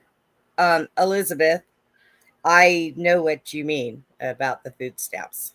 Let me explain myself. I used to work. I loved working. I had an unfortunate accident and I lost my right leg. And I couldn't work anymore. And I have problems with my left leg. So I am stuck at home. Now, I got messed up and screwed up. I did not get disability. They ended up putting me on SSI. What I was getting in food stamps was barely enough for the month. But then they cut them in half. And they did that so that the illegals that were coming in got their food stamps. I don't mind sharing, but I'm down to eating hot dogs, which I don't like to do because I know how they're made. Because I can't afford to go buy chicken legs. So yes, I understand that whole cutting everything in half business. Dang, Brenda, that sucks. I mean, I pay very high rent, and I'm moving because this woman here is crazy. But I'm moving. I'm going to pay a little bit more, but at least I'm getting a bigger place because I need the room. My caregiver and I are in a 1-bedroom. I have no living room because that's his bedroom. So, and it makes me feel bad because when people walk in the house, it trips right through his bedroom, So, but I need the bigger space. So that's what I'm going to be doing. But I totally understand that. Now, am I mad about it? No, I'm disappointed. I'm disappointed that our government does that to people like me Mm-hmm. and others. So it's more of a disappointment, not an anger. So I totally understand. But they do need to get on track with some kind of system. Something else has got to be done, because the way they're doing it, as far as I'm concerned, they're all freaking fired, because they have screwed all everybody, the government, all of them. That's a Trump. You're fired. You're fired. Every single So- one of them. Every time I hear Or somebody Back else, to the Future when they said you're fired. yeah, every time I hear the White House say something stupid, I'm like, you're fired. Yeah, You're fired. all I Button can say. vote. You're That'll fired. get them fired. So What? Elizabeth says she has your back and that you're a one-legged woman in an ass-kicking contest. So That's right. um, Hey, and you know what? we know we know a UFC fighter, so we Yeah. might do that. You know, Now, it I got a never bothered question. me. So you were saying that this happened to you, and you're in Texas. And I don't want to pry too much, but Andy, did anything like that happen to you with any type of benefits or anything, or did they leave you alone in Maryland? Who are you asking? Andy, I'm asking Andy. Oh, Andy. they didn't mess with anything with you benefit wise or anything, did they, Andy? Nope. Okay, all right. So I'm wondering if that was a state instead of a federal thing. Well, no, because trust me, I've heard quite a few of our Representatives. senators and representatives go off on that. But I mean, it's I don't know. I Brenda for president, it says. yeah, right. Woo! I'll go. She's got my vote. I'll There you go go. there right now. I will go. You know what? kick- You know what? I'll I'll go kick vote them twice in the for you. pants and say, "You're all fired. Get out." I'll vote twice for Wash you. down the whole entire White House with bleach and refurnish it. Actually, I don't even think I want to Stuff. be there. I know what's underneath that place. I'll set up camp somewhere else. Stuff in there, Ajax won't wash off. Oh God, It's probably haunted with some really paranormal stuff, right? it's haunted. It with is. something. It is actually haunted. If you read any of the history on it, I Really? grew up in the Washington D.C. area. Yes. Oh, there's a lot of. there's there's a tunnels lot of underneath that haunted, place that have Not held surprised. some There's very Not serious there's naughty tunnels stuff. all over those places. In fact, I Yeah, just they- saw a video the other day. Somebody stayed in a hotel in Miami, and they opened the closet door beside the exit way, and they noticed the tiles were out of place, and so he just kind of kicked them to see if they were loose, and it flipped up, and it Ooh. went to an underground crawl space Ugh. in a hotel. And so I can't remember what hotel it was, but they were asking, it was a viral TikTok, if they were complicit in child trafficking. I Right? thought that was interesting. So There, I don't That's know. how I don't know. It could have just been people building disappear. construction. It was kind of small, so it had to be for a little person, but I wouldn't want to well, stay you know, in that you look room. at it. You look at it like this, okay? You know, they say kids that disappear, ones that they've never found. How did they disappear off the face of the earth? Well, I'll tell you how. If you're in America and your child comes up missing, are they going to advertise that, post up lost signs and all that in Germany? No. No, they're not.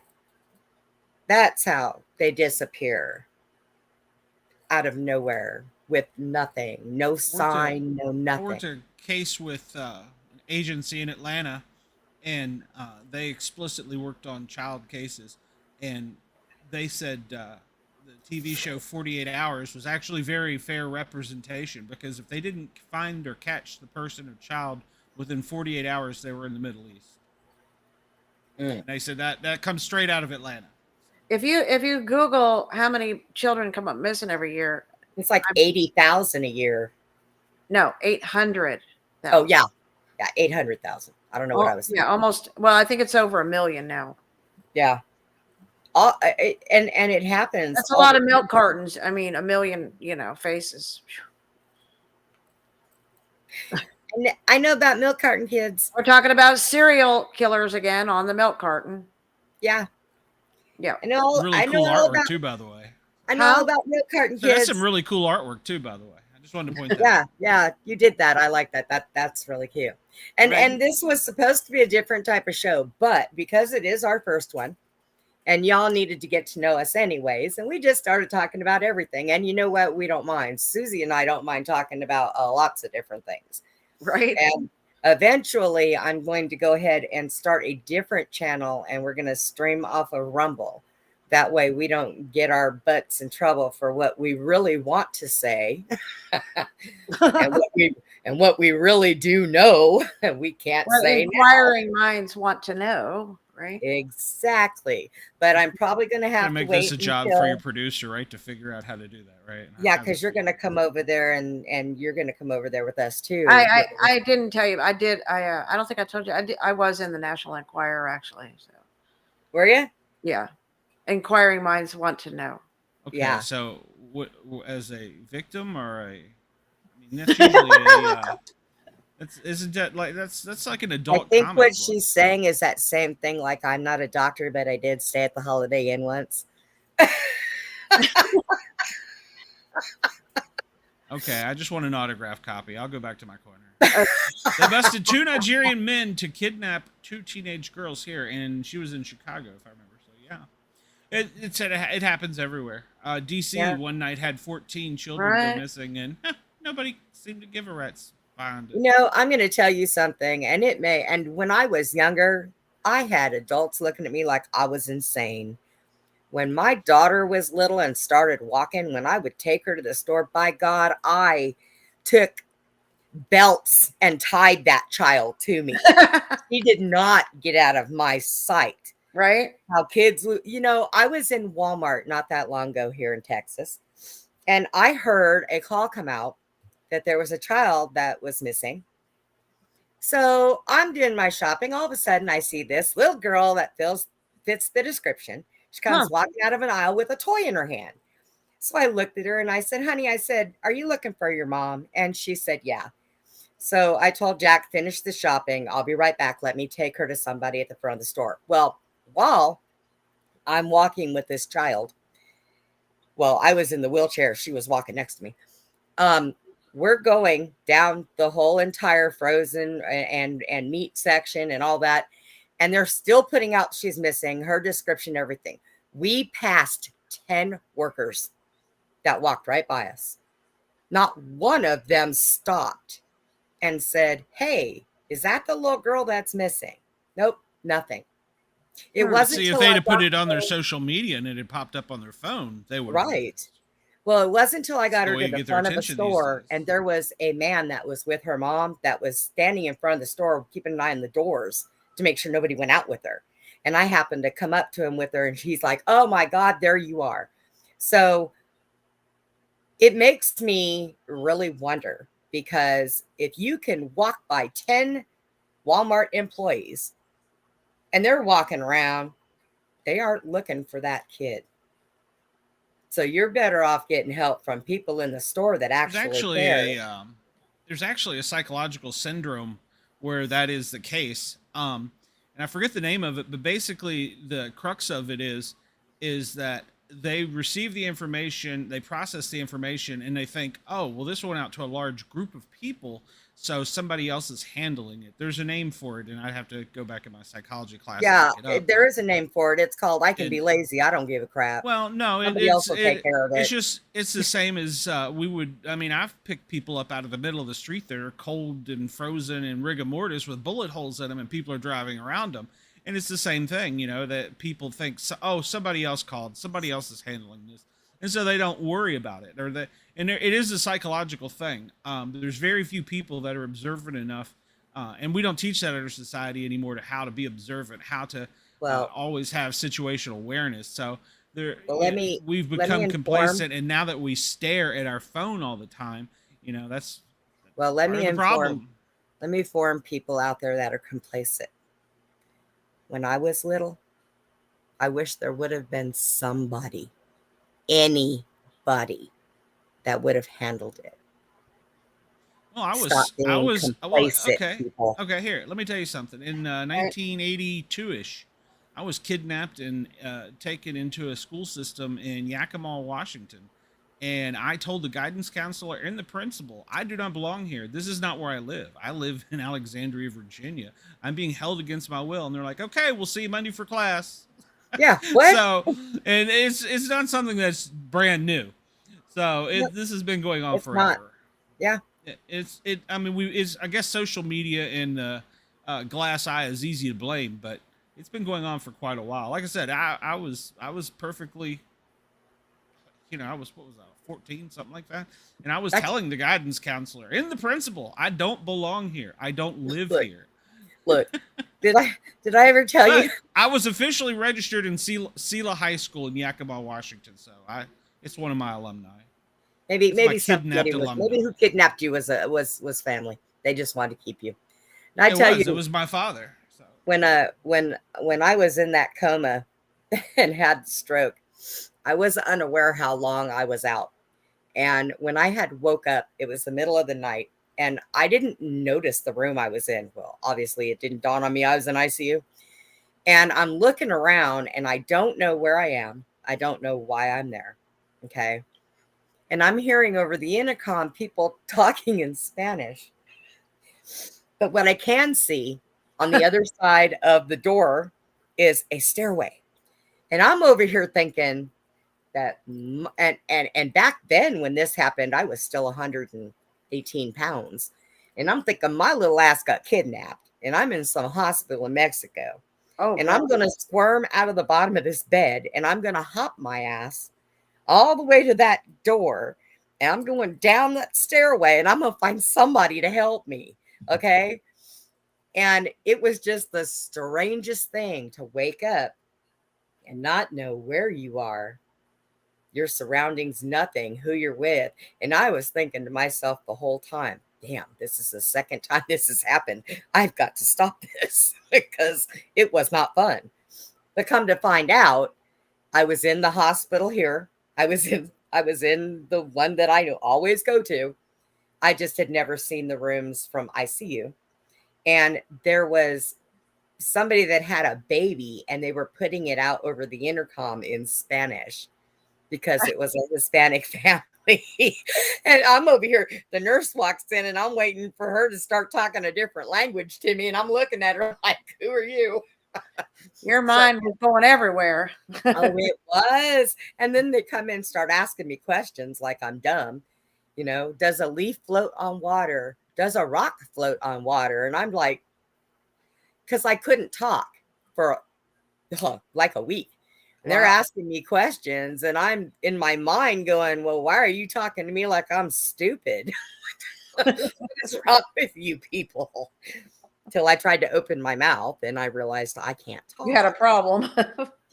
We have a problem here. We have a problem. Do you know that the whole time, even after I went through recovery and I came home, it wasn't until I had a home health nurse come here and she went through my chart. That was the first time I found out that I had had a stroke.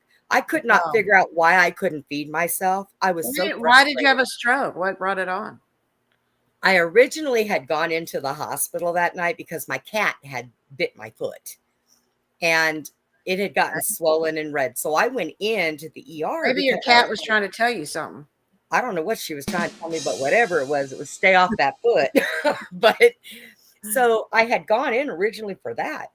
And I had been complaining to my doctor that I used to have that I was sick and I knew I was sick. And this was 1 month before COVID reared its head and we knew what it was. But I kept telling him I was sick. Well, I had gone in there and when they laid me down, all of a sudden my oxygen stats dropped and my heart stopped. Ooh. They had to hit me 9 times in 24 hours to get my heart going. But the doctors wouldn't give up because they said my heart wouldn't give up. It would stop. But the minute they did it, it would start going again. So they were like, well, we're not going to give up. And I was like, well, I'm glad you didn't because, but they put me, they had to, I was in a coma. They went in and they did what they should have done for the people that had COVID. And they sucked all that stuff out of my lungs. I was on 6 different antibiotics. Ew. Just fine. And I had gotten a cold that turned to pneumonia, that they kept telling my daughter I had some kind of a virus and they had no idea what it was. And when I got out of the hospital and I came home, we found out that's when they had COVID around. And then I had gone one day to the doctor to have blood drawn and they said, you have COVID antibodies. Did you get COVID? I said, not that I know of. Well, Guess what? I must have, and we just didn't know what it was yet. We had no idea. They hadn't named it yet. They hadn't given it that special name yet. Yeah, so when they were going around saying everybody had to do the whole thingy, I was like, nope, I'm already good. I've been there, had it. Yes, it is another form of the flu. They just tweaked it. When I graduated high school in 1985, my high school spoke 13 different languages. 13 different languages? Yep, just outside of Washington, D.C. Hey, well. I could have learned, well, could have English. Graduated? No. English, Spanish, German. Checking. English, Spanish, and German.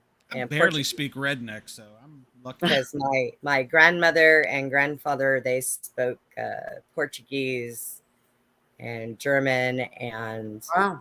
So, but I can understand a lot of words, like same way with speaking Spanish. It's just like I can talk to somebody that knows sign language. I can't speak to them, but they can talk to me and I can understand what they're saying, but I just can't function my fingers enough to be able to do it myself. But I can understand them. Most of the time I've encountered people who have been deaf, but they could read lips. So, you know, they'll read my lips, they'll answer me in sign language, and we're all good. But, see, I grew up in Akron, Ohio, so they taught us French because we're so close to Canada. I knew that wasn't a Southern accent. I couldn't place it. And deux, trois, quatre, cinq, six, sept, we've known these, un, deux, tres, quatorze, quinze, seize. Yeah, that's how I learned how to speak a little French. The hell did she just say? I just counted in French. She just said that you need to color your mustache and your hair and your chin. I'm going to shave all this off. Maybe I should take a poll. No, I don't. I'm not a fireman anymore. So. It doesn't matter. I don't advise you to do that. I've seen pictures of you with a bald face, and you don't need it. Don't do it. Don't do it. You look like one cheek that fell out of somebody's. Britches, so wait a minute. Were you cyber stalking me? How did you see pictures of my bald face? Anytime anybody sends me a friend's request, and if you remember correctly, when you sent it, it was after I had met you on that other person's show. Yeah, after you cyber stalked me, I'm clear. I always look to make sure that it's not, because I get a lot of friends requests from people who just joined Facebook and they only have one picture of their macho man and have 4 friends. I don't know unless they're on Snapchat. Now, if they add me on Snapchat that way. And then if you add them, the first thing they do is get on Messenger. Hello, pretty. Oh, yeah, you're one of them. Yeah. I ran into that the other day. I love Snapchat for that. Snapchat's great. See, I love that. I add on Snapchat. Well, you can message anybody on any social media platform. No, I love Snapchat because I said you mess with them. Oh, absolutely, I mess with them. I will get people that will add me, and then they'll start sending me naked pictures and want money, and I'm like, what the hell am I going to pay for? You just sent it to me for free. Ta-ta for now. Oops. They know the next time they won't. Maybe you should take a marketing class. I'm just saying. See, look, the other night when I posted that picture of all the money and said, okay, boys, which one of you are going to dance in a G-string for mama? At least I showed you the money first. Andy was the first one. He was sending pictures. So I think Andy said, oh, my. You were like, I'm in. I said, yeah, I knew I had to pay you. Hey, I may be easy, but I'm not cheap, okay? So. Whatever. You are cheap. I bought what are you talking about? Week. I got a credit line with you. So. Dude, I bought you last week with Monopoly money. Oh, snap. Oh, Lord have mercy. Oh, Suzy. But yeah. Have to step this bar up a little bit. Daddy needs some cash. So. You see? Now, Suzy, Saturday night show, we've got a few people coming on, and it's one of those where we talk about everything, but we laugh, we make fun of each other. It's going to be if I control it, it's going to be a lighter show. It's not going to have a lot of dark or negativity to it. We're going to have a lot of fun, and I've posted that all over radio forums and Zello and places. So hopefully we'll get quite a bit of people interested and stir up some good Well, conversation. there's My only thought about that Positive was vibes, you know. yeah. yeah. Well, my only thought about that was, and Andy's the gatekeeper to this, is I don't want a whole lot of people on our channel. So because I like our misfits the way they are. I mean, we can add a few, and some come and go. We are. But We are. we're acquired taste, and We are a group, all right. and I sometimes have to turn it off when I'm staying here at mom's because somebody could be named Patrick, I'm not sure, just starts screaming and cussing, and I was like, all right, mom, I got to turn the radio off. So Yeah, right. We don't want to do that around his mother, you know. But because- if we get enough people to do that show with Andy, my thought is we can have another channel and set it up for just the show people. So it's just a thought. We'll see where we go from there. And like I said, for the most part of it, this show that Suzy and I are going to do is going to be a little different. Conversations about people that are doing all this. We kind of wandered off tonight, but that's okay, you know. Yeah, we're at 150 in, by the way. Yeah, I grew up. You were talking about Dahmer earlier because that's what I grew up in Akron, and he was in Bath. I did a play in Bath when I played the Christmas Carol. I was Elizabeth in a professional play in Bath, but it was only a few blocks from the school he went to from where I went to. I was born in 1960. He was born in 1960, so we were the same age, the same grade. You know, and I used to ride my pony up and down the road where he lived. So I know I ran into him. I know I seen him, but I just, you know, of course Dahmer was always interested in men. Thank goodness, you know, at that time, because I didn't want to have an encounter with him. You know, I already had enough of this other serial killers. Right. Right. But, you know. Yeah, Elizabeth says this show is going to catch on because it's like going to a pub, chatting, but still at home. Absolutely. And that's what the Saturday night show is going to be. We're going to be just a bunch of misfits on there misbehaving and having a good time. So now please, Elizabeth, join us on that show. Like, follow, share, tweet. I don't know. Now on the Saturday, on the Saturday show, sometimes we have Mike on there, and Mike's got to go have his beer. And the more beer he has, the funnier he is. Thank God he drinks at home. Yeah, there's happy drinkers, and then there's sad drinkers, and then there's like, you know, angry drinkers. You know, everybody gets a different mood, right? Oh, I'm going to give away one of his secrets now. You remember that show, Max Headroom? Have you ever seen it?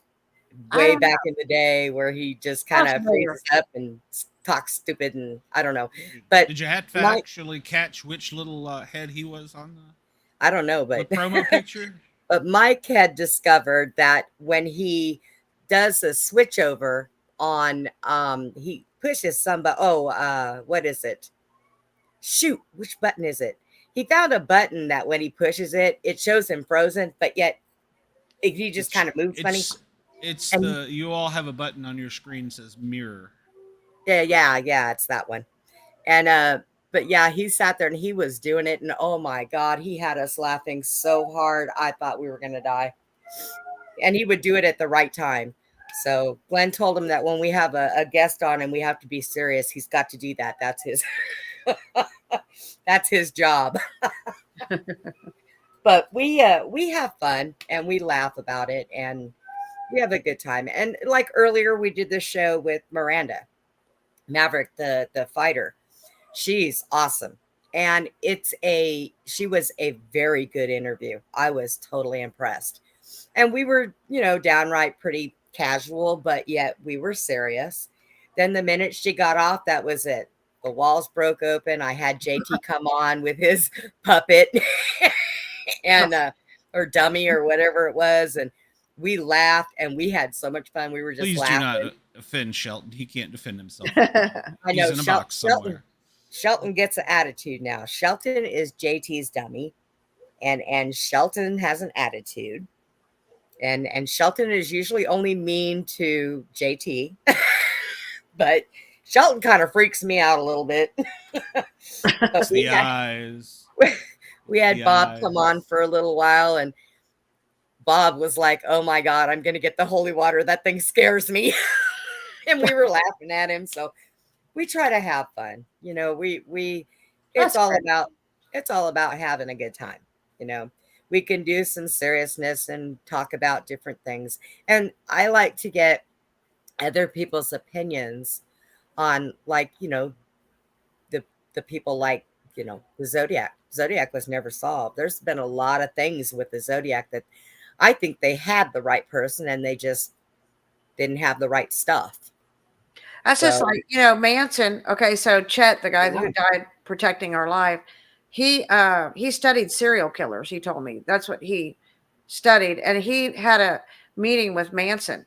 Okay, and in that meeting, he said that Manson told him. He asked him, why did he have Sharon Tate killed? Right?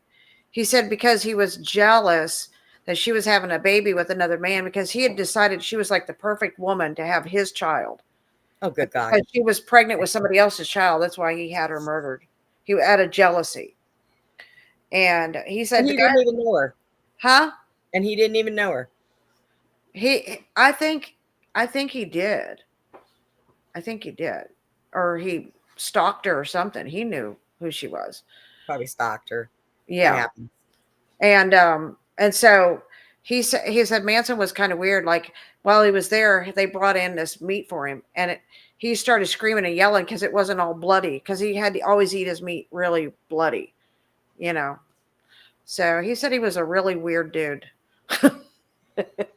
My first husband, and I can't find the picture of him anymore. I'm gonna have to get it from him, but people had seen him and they were like, "Oh my God, he looks just like Charlie Manson. He just doesn't have the thing." But he had, the long hair and Wow.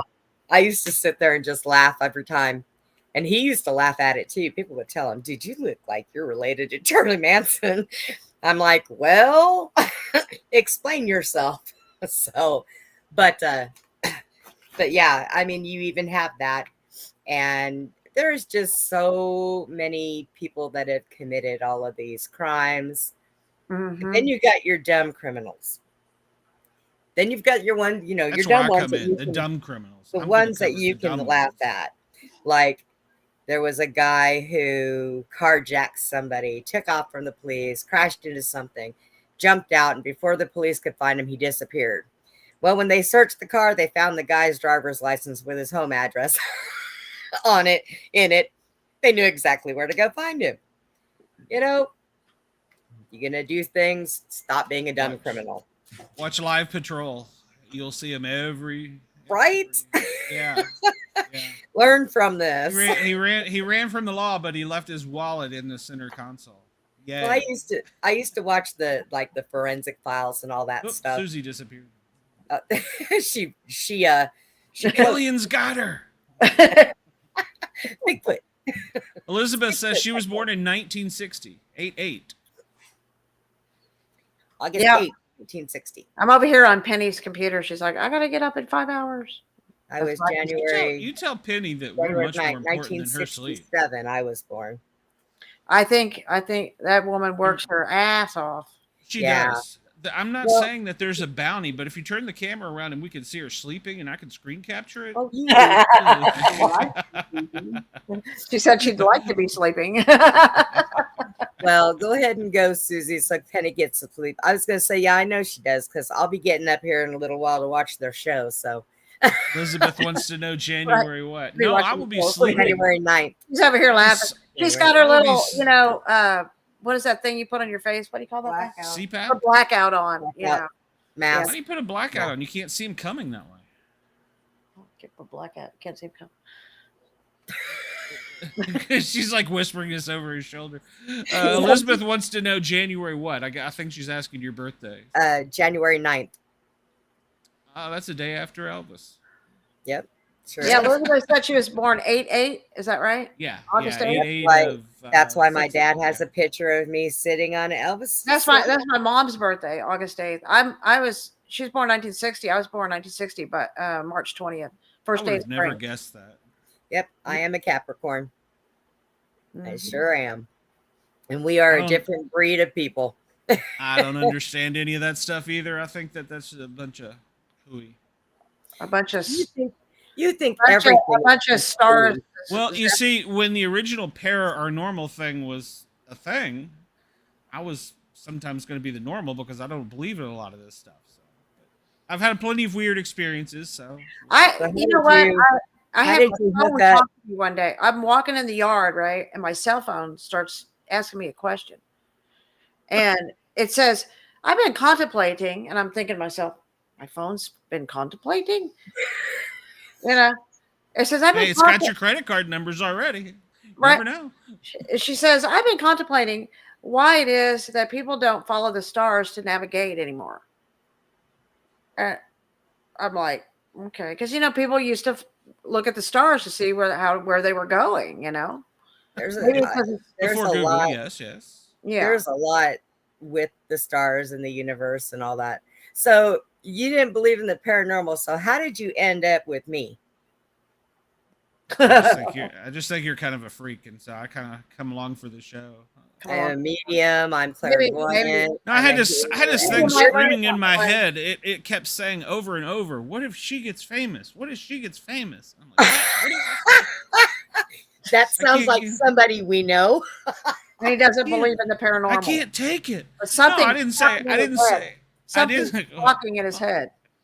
Yeah, I know. I did. Hey, I worked for almost 30 years, and I listened to the voices and went where they told me. So You hear voices. I hear voices. So they wake me up at night. The lights I come do on. too, and tell but me I where to usually go. hear things. I show up, usually cuss people see out, and go things- back in service. I hear voices, but I usually see misty forms with them or actual Misty faces forms. Do you or- recognize who those voices are connected to? So not a lot. Well, of mine times, was 'cause dispatch. A lot of times they are strangers that come to me. I was making a joke. Oh, him. I know. Yeah, I know. yeah. You know what you're doing, Brenda. No, mine was. I don't. That's your I'm not sure what contemplation. Oh yeah, no, mine was dispatch. Dispatch would tell me where to go. So I'd wake up and there'd be this noise in my head, and next thing you know, it'd be like engine 24, engine 9, and yeah. So and then you'd just go. And you're where the like, voices well, tell you to go. I'm engine 6 tonight. I'm going back to bed. I did that one night, but I was on the wrong engine. Whoopsie. So you do hear voices, and that's a start. That's a start.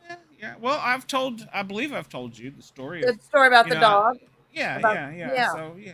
Yeah, that's a pretty So, pretty I powerful was, story. Yeah, I was attacked on duty, and something screamed in my head, told me not to get bit. And I think it should have been a little bit clearer because obviously I got You're bit. just a but- baby at this. I know. You're just a toddler.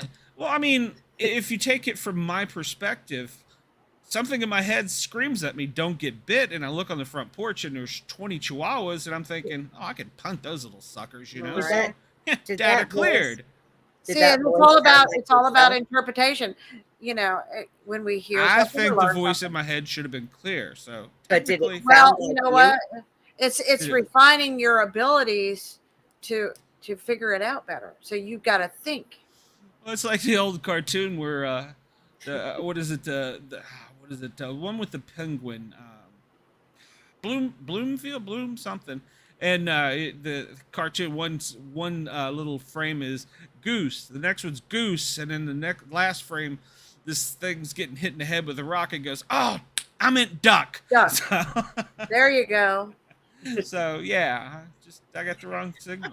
See, I was now looking at a chihuahua. the next time it happens, you'll be way smarter. I told Well, him yeah, that I happened for a would. reason. Yeah. That will happened be, to but get him out of that job. Right?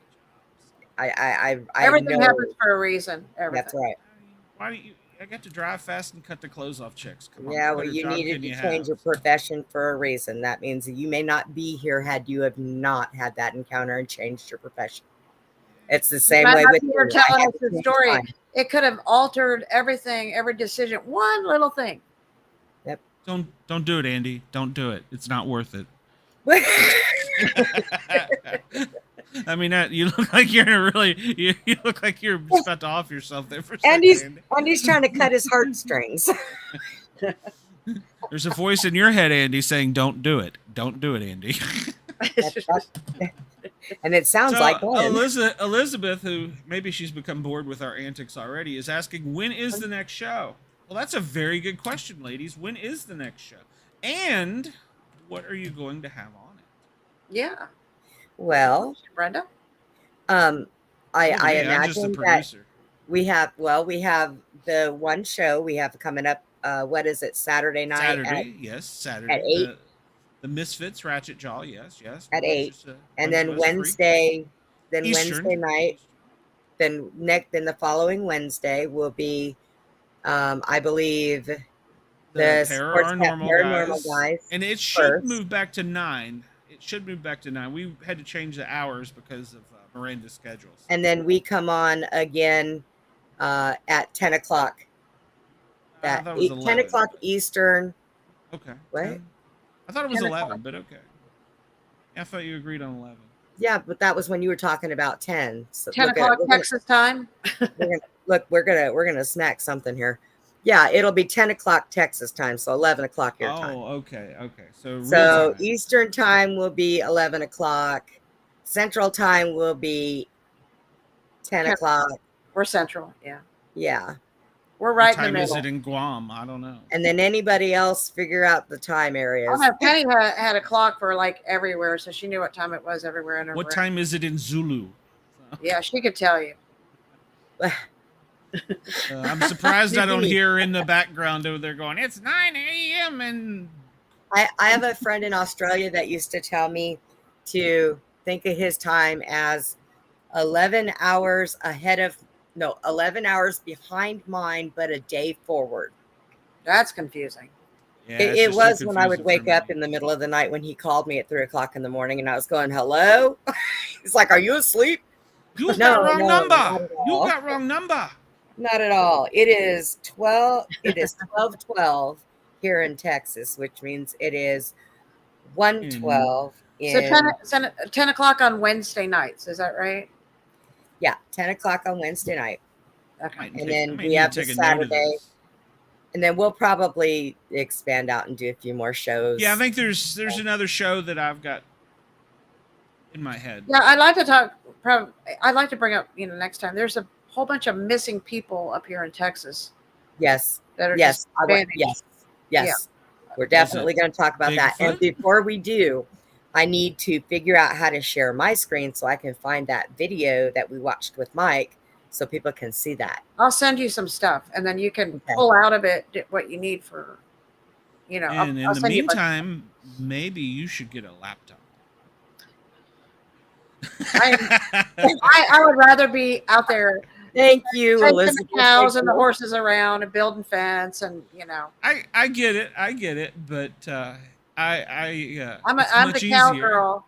Penny's the the technical Techie, girl. yeah. Well, yeah. I'm going to tell you this. If he goes down there to visit to go fishing on your property, before he does that, let me know because I'm going to put a whip in the mail to send to you because I own a bull whip. You might need it. That way, if he gets lost, you I might know how have to use a bullwhip. smack him in the back of his head with it and say, Yeah. "You're going the wrong way." I'm gonna go out on a limb here, and I bet Suzy has a whip. I carry whips with me. Yes. There you go. Okay. She strikes me as the Yeah. the Wonder Woman type character that could use the lasso. So I have this one long one with a blue flag on it. So, if I see a herd of, horses or keep cows, talking to me that way. right, y'all behave now. Please Yeah, tell me you you know got how to. Have you ever lassoed anything? Like Yeah. twirled it around. Yeah, I your know how to neck? throw a rope. Yeah, I'm going to Arkansas. Whatever it is. You can find me running. Is that Penny back there giggling? You're gonna find me running through Maybe in your her cow sleep, I field. don't know. Yeah, you're gonna find me running through your cow field in my boxers yelling, "Here No, I I am! Come and get me!"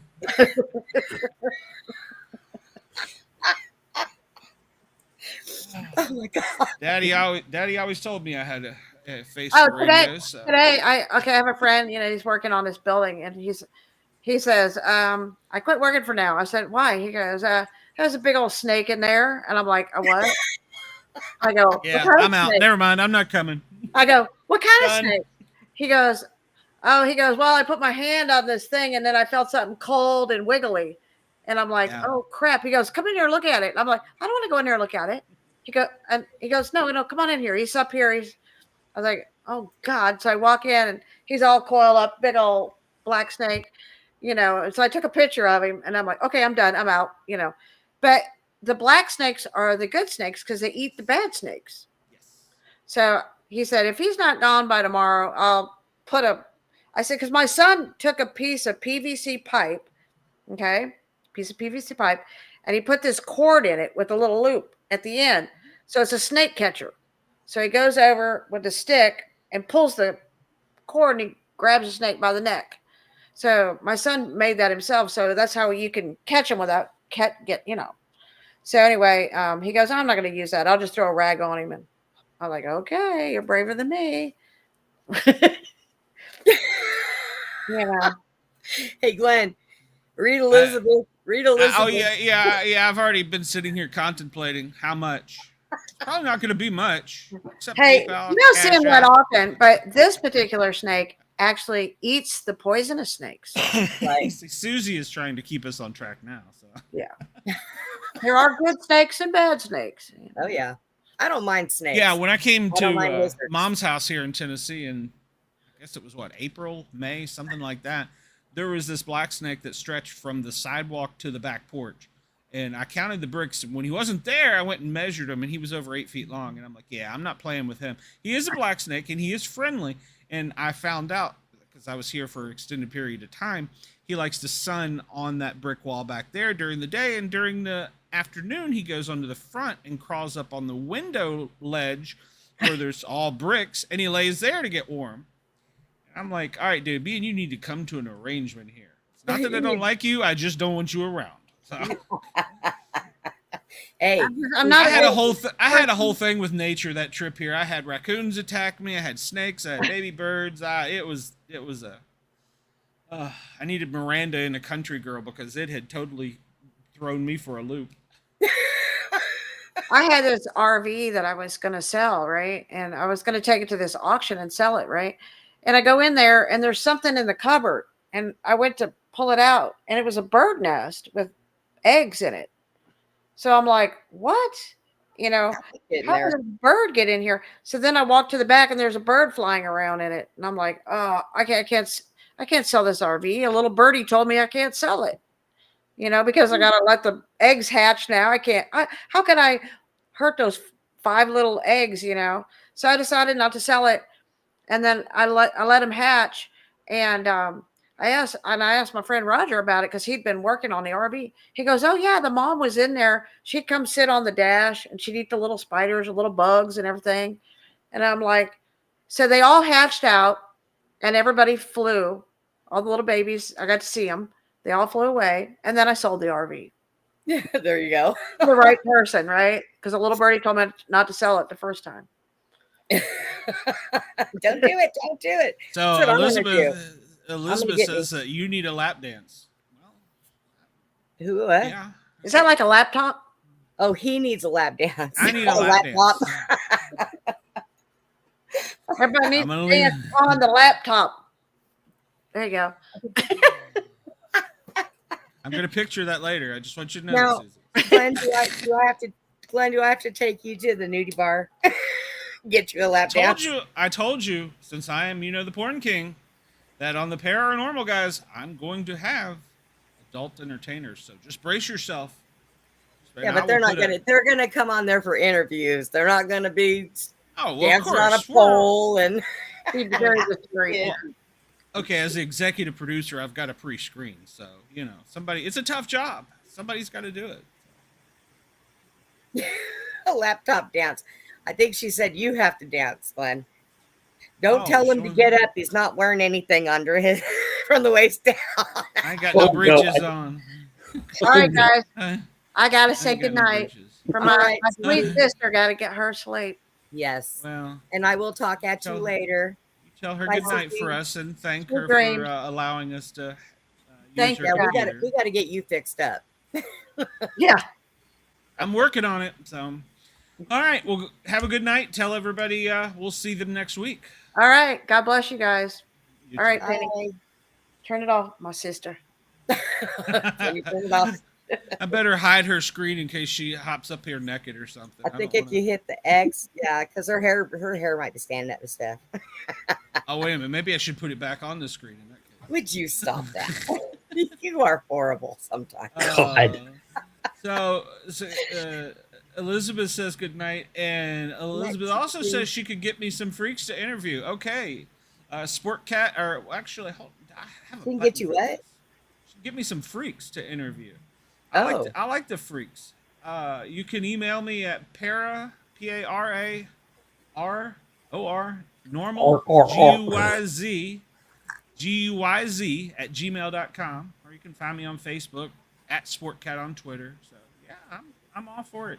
I'm willing. See, and that was something on the other show that I stressed, that everyone has a story, everyone has something to say, everyone has a voice, and if I'm going to use this platform, why not use it to tell them the story? I could give two rats asses if you're a stripper or if you're an executive for Mattel Corporation. If you've got something that you want to say, I'm all for it. Whether it's a paranormal experience or something. And I think that that's a good thing. I think that's a good way for people to, educate other people. And hey, I understand completely. That night when we were all on there and we were talking about, and we were laughing and talking about, certain entertainers. And I'm not gonna get carried. I'm not gonna get carried away from it. Don't get me wrong. I'm not Howard Stern. I'm more the grease man, but still, I think everybody has a story to tell, and I don't see a problem with if you have a story. And anyone out there listening, because I'm gonna turn this probably not tonight into audio format tomorrow. It'll be available on Spotify and I don't know, Amazon. It'll be all over the damn world. If anybody wants to, make sure to send me a message, because I'll let you tell your story. Now, I'm going to pre-qualify you and check you out a little bit, yes. But on the same hand, if you got something to say, you've seen a Bigfoot, you've seen a ghost. Not so much into the ghost and the psychic, that type of thing, but I'm willing to listen. So he listens to me, so. Yeah, well, you pay me, so. I'm trying to take Jack's job. I lassoed his grandpa for him the other night, so he'd be all right. I still don't know about that. So. I think that it's complicated, to tell you the truth. And like I said, it brought me lots of sadness. So I think that it's complicated. I agree. I do too. So Andy, what is your thoughts on the paranormal? What's that? What is your thoughts on the paranormal? I don't know yet. You don't know? Okay, well that's fine, and that's why I think you're here. You came here for a reason, Andy. It's not just for us to look like idiots and you to laugh at us. We do a good job at that. But. Well, that's me. Yeah, we can sit here and entertain ourselves. We're so stupid. That's true. They don't pay for that, but that's true. So yeah. But I mean, we have a good Brenda time. needs more blueberry yogurt. Nope, I've got strawberry sitting here waiting to go. I'm surprised the cat hasn't ate it yet. So. Oh no, she was mad at me because I ate the blueberry one without her, and the dog was in here, and she tried to come in and lick the lid of the blueberry. Yeah. And when she tried to lick it, the dog reached for it and grabbed it, so she was mad at me. She's gonna bite you later. So. Plenty of ghosts in Chicago. I actually did a ghost hunters tour in downtown Knoxville. One of the trips I've stayed here, and I'm a believer. Well, ghosts I believe in. And I was like, okay, we're gonna walk through streets, and we're gonna have some kind of encounter. And Knoxville is like any other major city. It has an area where people go and they drink and party and whatever. And I was like, this is absolute bullshit. And the tour guide was really good, and we had a great tour. I ended up being the only one that caught some audio. I got some questions answered. So he's like, how did you do that? I'm like, I might have a little experience. But I mean, I've never got to go do anything like that. There's a certain person that does that on television, and I'm pretty keen at picking up on real stuff, so I wasn't too keen with that guy. But the best that I did was I used to go to cemeteries, and I love especially the old ones. You have never enjoyed a cemetery so much until you see women and men and children that are dressed from like the 1500s, the 1600s, and it is amazing. And I had gone one night with a few friends, and we went to a newer one. And there was a tree in the back that kept some stuff shaded. There was a crow in that tree, and I should have known better. But Okay. we Now wait a minute. decided Is the crow a sign? crows will hang around where there is bad things. Mhm. Well, what So about Odin? we, well, All right, guys, I gotta get offline for the night. I'll talk to all right, everybody Andy, later. we'll see All you right, Andy. Saturday. All right. Make sure round us up a bunch of people, Andy. We want a Here really we big, go. good show. All righty. All right, Andy. Talk to Good you night, soon. I Andy. need to push you. Okay, he got his own But button. yeah, So it's down to 2. Oh, this is so we went over there. That was the night I actually got bit. I got bit in the center of my back towards the right. And I mean, you could just see the teeth marks. And everybody got up and ran, and I had to stop them. And I yelled, "Do not step off the grass. Wait for me." And they kind of, and we had to, I brought a smudge stick with me. I usually will take stuff like that. And I had to say a prayer for them. I had to smudge everybody, and I had to make sure that I told whatever was there was not allowed to attach itself to us and was not allowed to go with us. It had to stay right where it was. Because had they have stepped off that grass and jumped in the car, they would have been attached on right away. And there would have been nothing I could have done for them at that moment. So we just were got to out keep your head. bigfooting in an area, and on the way home, one of the guys, he had an extended cab truck, and it was packed up in a sack. Something threw a roll of toilet paper from the back seat to the front, scared the bejesus out of him. He slammed on the brakes, pulled over the side, and says, "I want you to get the hell out of my truck right now." So yeah, it can't attach. I agree. Yeah. All right, so we'll hit one more quick question here because I don't know that we're gonna last much longer. But um, talking about the signs. So I'm a Libra. What does that tell you about me? Don't give me you're the fair and balanced BS story. That you're a pain in the butt. Well, yeah, that's why you got me around. You are you're a Libra male. So now, mind you, there's a difference I'm between. cisgender. Make sure to Shut qualify. up. There is a difference between male and female in every category. Like my female Capricorns are more dominant than male Capricorns. You are a Libra male, so you're a tolerable person. Like you only take so much. But when you blow your fuse, you do it on little things. Well, you can be, but it all depends on the situation with you. It all depends who is coming at you. Because you also know your limitations when you cannot or do not want to argue and deal with what's about to face you. So you know to back off. So, but you are something else. I will tell you this. Now, you are also a bluntly honest person, and I know that. I knew that before I even knew you. But and you're sensitive also. Okay, that's part I'll edit out, but go ahead. Yeah. You don't want anybody to know that? Am I supposed to keep that to myself? I have no sensitive side. But yeah. Now, I really one day am going to get a hold of little Miss Sonia, and I want her to come on here because I sent her the link.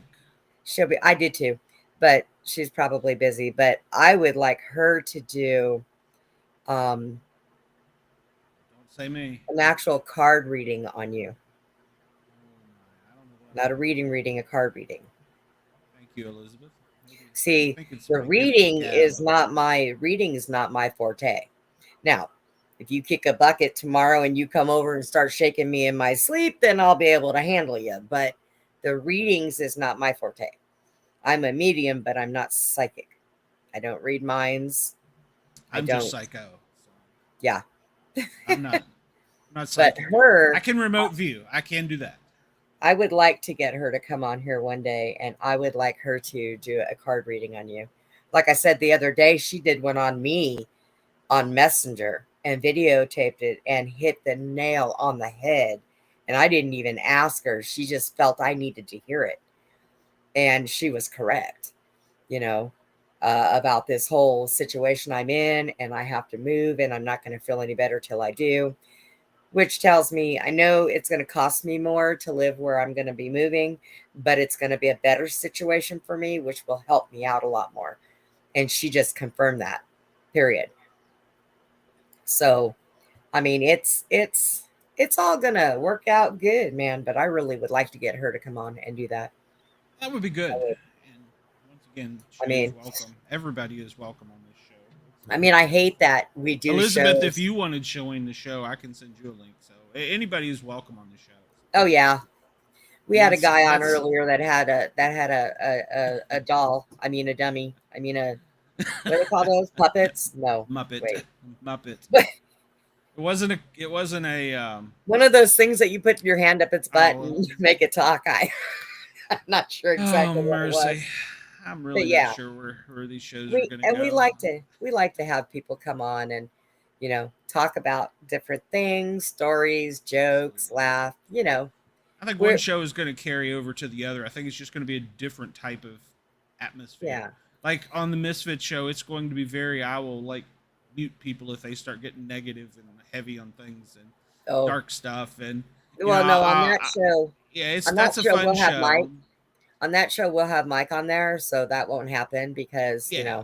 And then he'll my keep show us all in is check. more of an investigative to try and figure out what's real, what's not. I mean, and then your show, I've got to get you.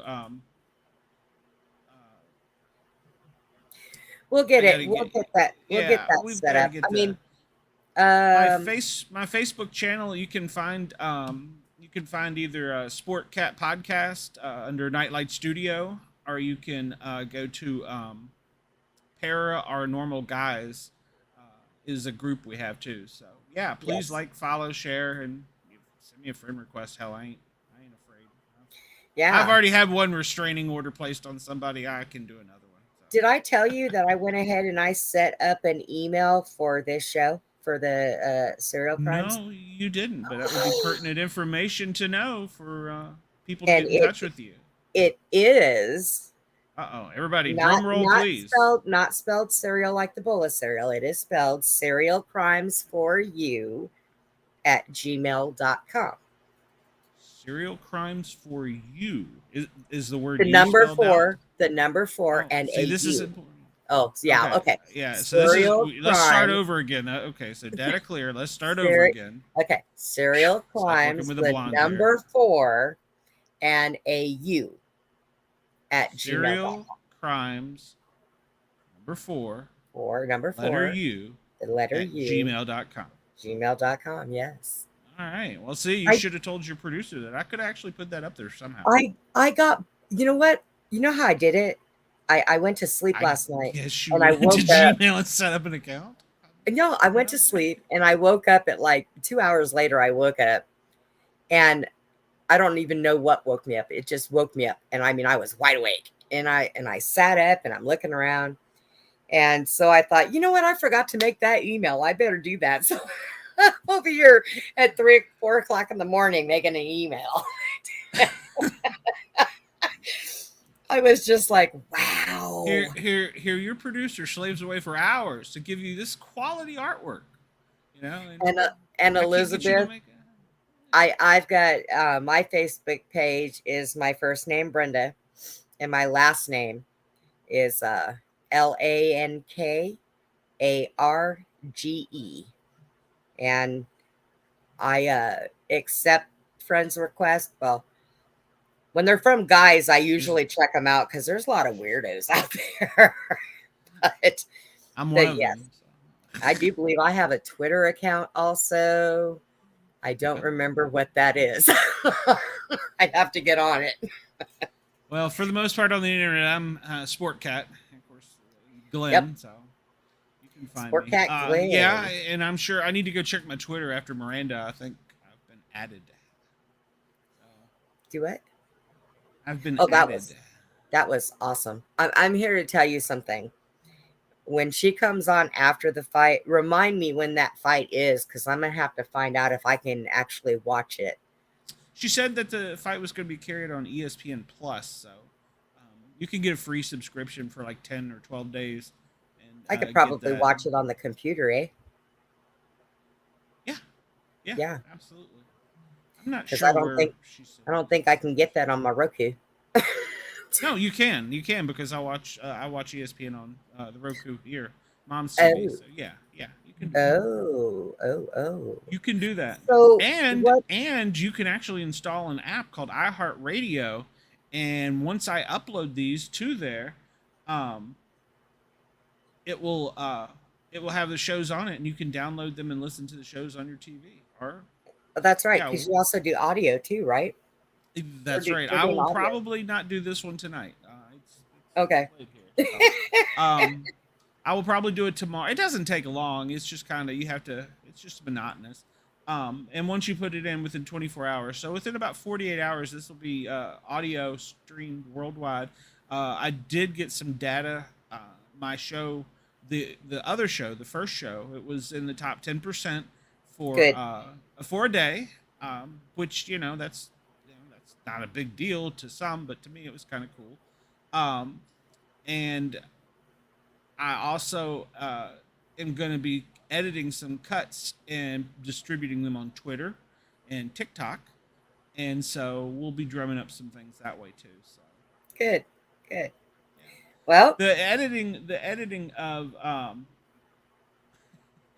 the editing will be more of a TikTok video type thing that'll take a little while longer, so I may not get to that for a couple days. Because I'm hoping that I get to drive home Friday morning. When? Friday morning. It's my hopes. Friday morning you'll be driving home, maybe. Yeah. Well, morning to me will probably be around 1300, but Don't let anything happen to your new laptop. No. Keep it away from your grandson. Don't let him play on it. Absolutely. It's still got things on it I can't figure out. I've got to get I'll have to do some research. It gets so hot, I don't know that you can hear the fans, but I've had to put a fan on it. No, you can't hear it. And I actually set it up on one of my disc golf so that it had air underneath of it, and I got the fan blowing on the computer. But it's not as warm as it was the other night when we were live. But it's I cannot remember what they call that thing that goes under your computer and it plugs into your USB on the side of your laptop. I've looked it up.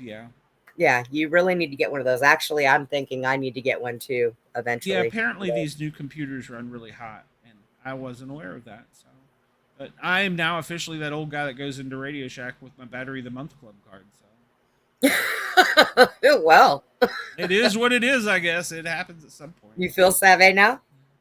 Yeah. Well, I'm still amazed. I turn this thing on and it says "Welcome, Glenn," and it has actually got files on this computer from my home computer, which hasn't been on in 3 weeks. Well, that's kind of scary. Yeah, well, I'm sure that somewhere I've linked it through Google or Microsoft or Yahoo. Yeah. Are you sure? Are you sure AI did not step in there and have something to do with that? She wants you to spell your last name again. Oh. And I'm easy to find, by the way. Sorry, I cut you off there. I'm Glenn Jackson. Common spelling, like my brother Michael. Hey, can I type in this thing? Brenda, you can. Yeah, you've got a little button over there that says text. You should have. It's like working with I do. criminals. Oh, wait a minute. So, yeah. At Sportcat, I know that I'll get added for something. Type. Can you type it? Type my last name for her. It's. I don't even know how to spell your last name. Oh my gosh. Well, I mean, I know how to spell it, but I don't. Let's I'm going to see. spell your last name. All right, Elizabeth, it is Lankarge.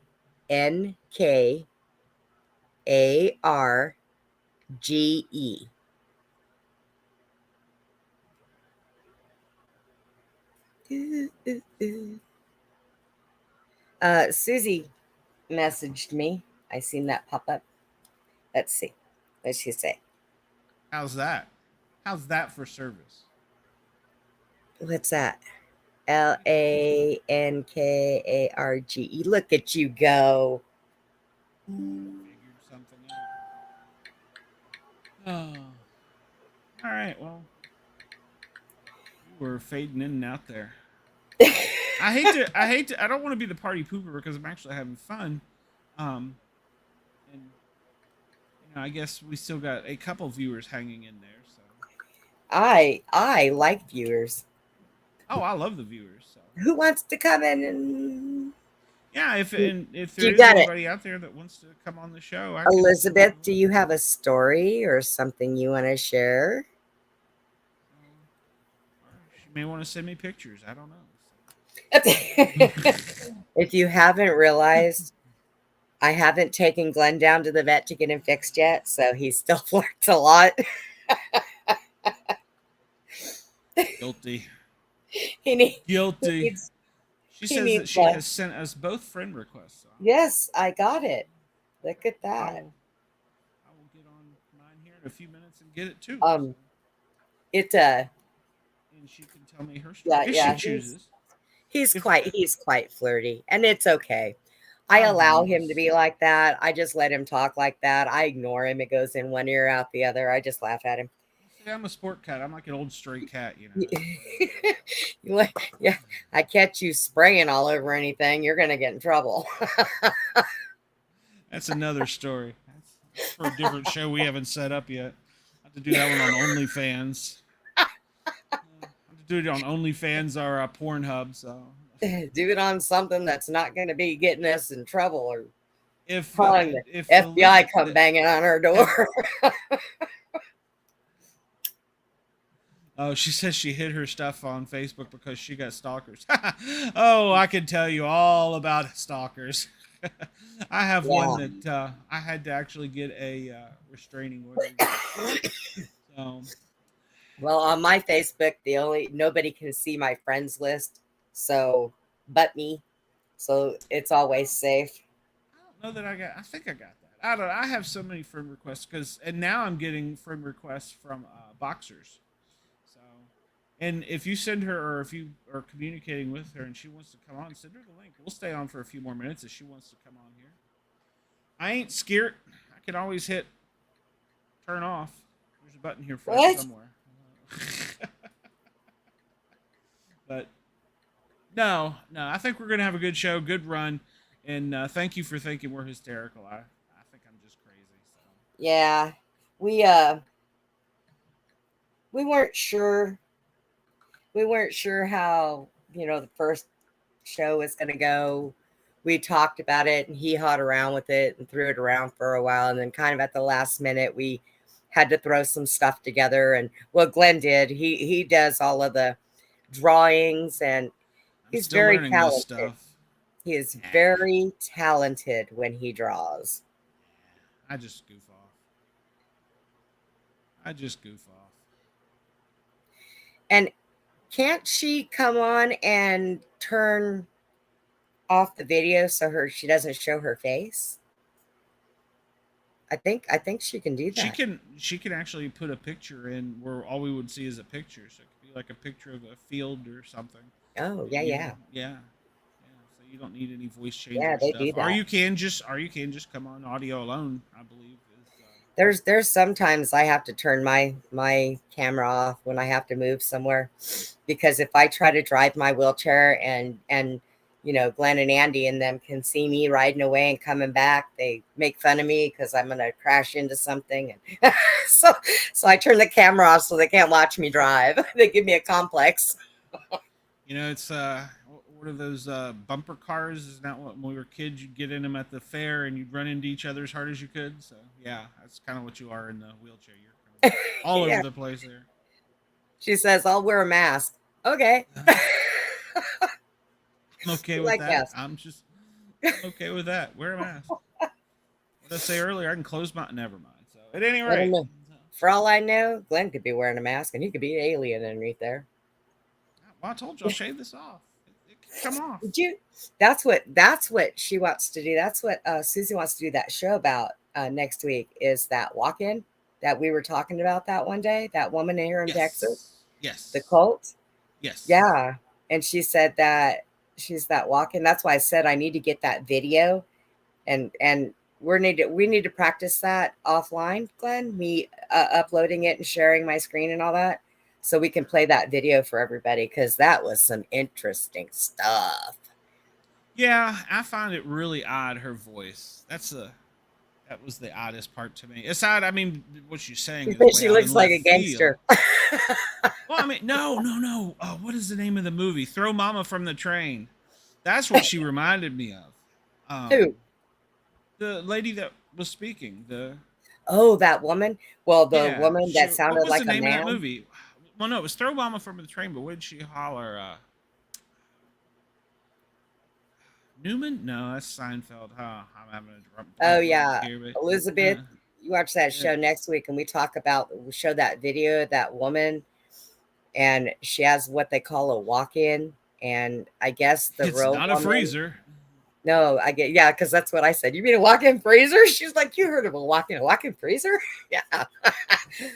But I guess the woman that had that body passed away, and this entity, this light being, stepped into her body when she passed, when her soul left. And it is the weirdest thing ever.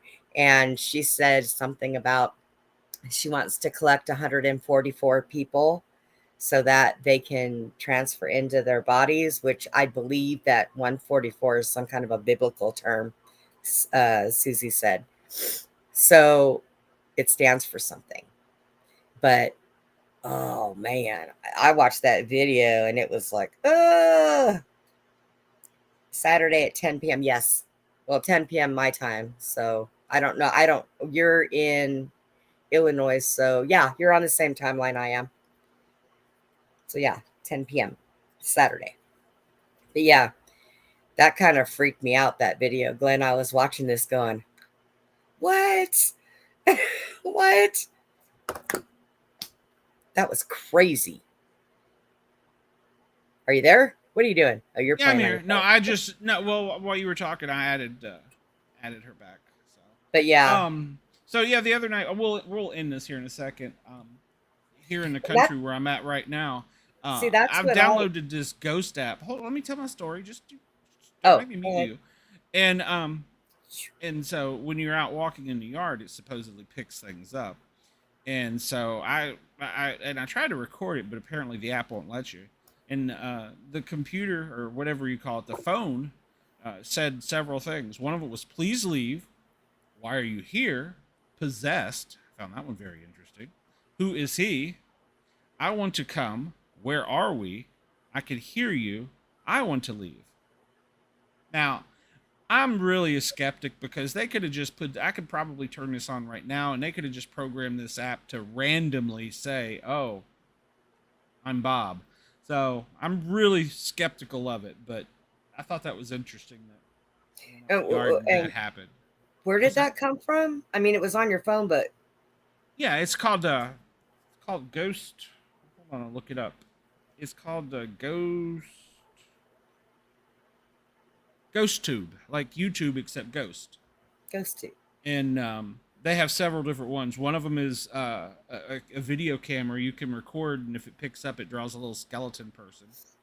The other part of the app is it analyzes noise around you. It translates it, and the computer voice says what it hears. So, and that was what it was doing while I was out walking by the cemetery. So. Oh. I thought that was interesting, but like I said, I'm still not 100% convinced that they could have set that up to randomly generate say this, say that. So I don't know. But Well, I'll tell you this. If you ever decide that you want to do something like that again, take me with you. Because if it can put it on your phone, I'll be able to hear it. And that I'm is how not you sure if I'm not sure. I guess we could test it. I'm not sure if you can do that while you're on the phone. I don't know if the app will run while you're on the phone. it might not. We can try it. It won't be tonight because it's late tonight. So. I know what you can do though. If you walk over there and you pick that stuff up, if you can video record on your phone while you're doing that and then And I have play the video for me. and I have one of these. So. Okay. And then play the video for me and I let tried me to watch it. I tried to do the video and it won't let you do it. See now Maybe if you pay for the app it'll do it, but I don't know. So. If you take your video camera and as you're walking you slowly scan the cemetery for me, Yes. and while it's talking, and then you play the video for me, I'll be able to tell you if there is something there that's actually talking to you by the video. I'll be able to do that by sight unseen like this. Make me want to test it. But I'm not staying in Knoxville one extra night. I am Sorry. that I can do that. I'm not staying in Knoxville one extra night. Sorry, it's not happening. I love you and all of it. I want to go home. I'll tell you what, I've got a cemetery in Waco and I stumbled upon it by accident. And it's so old that the headstones are cracked and old and not even made of they're all made of the concrete type stuff, and they're turned over or they fall down, and it was so old. And I walked through that and it was quiet and peaceful for a while.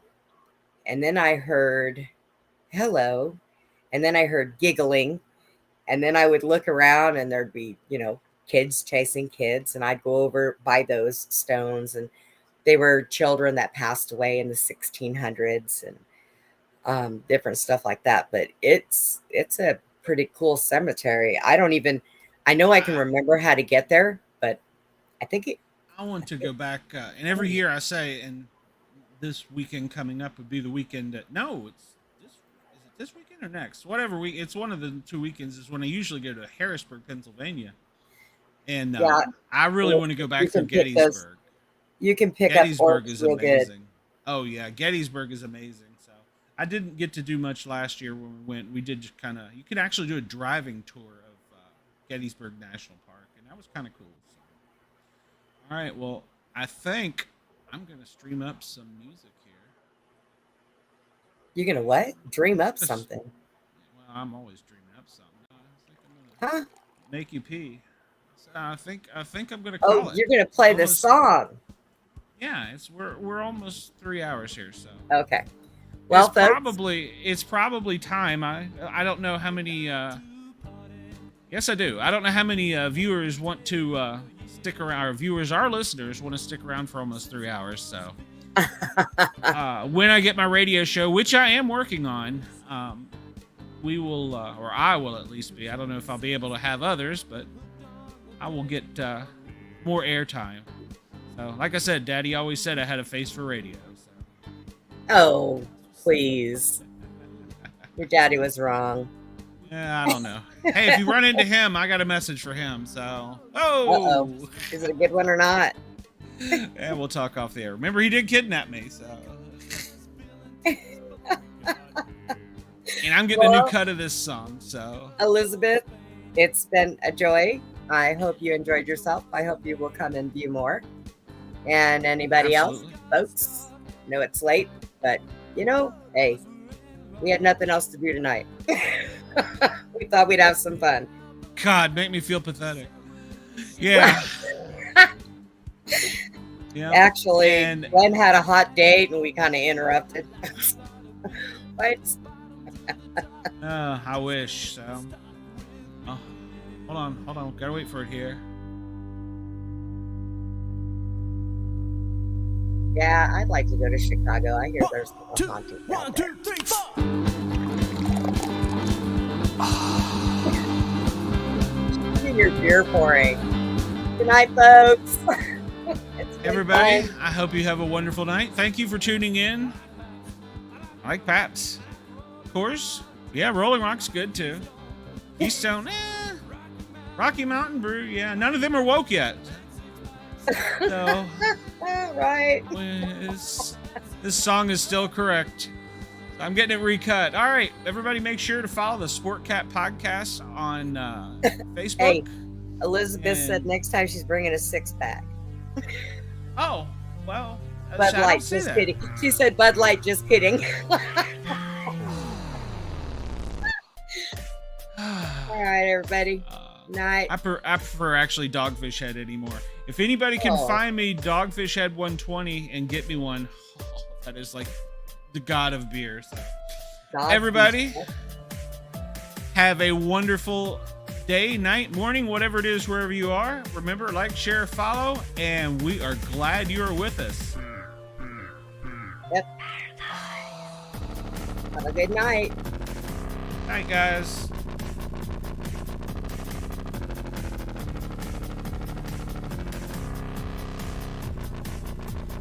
Are we cutting to backstage, or are you just gonna sit there and listen to music? I just wanted to hear the song. Oh, you're a weirdo. This is like the ending of what is that Canadian group? They just kept talking. I don't remember. Bob and Doug McKenzie. Dogfish. Have you ever heard of Dogfish? Elizabeth says they got Dogfish. dogfish there. Dogfish. She has Dogfish 120. She may make me fall in love with her. So Dogfish That's- 120, Elizabeth. yeah, I'm like I said, I may be easy, but I ain't cheap. So good night, everybody. Talk to you soon. Good night.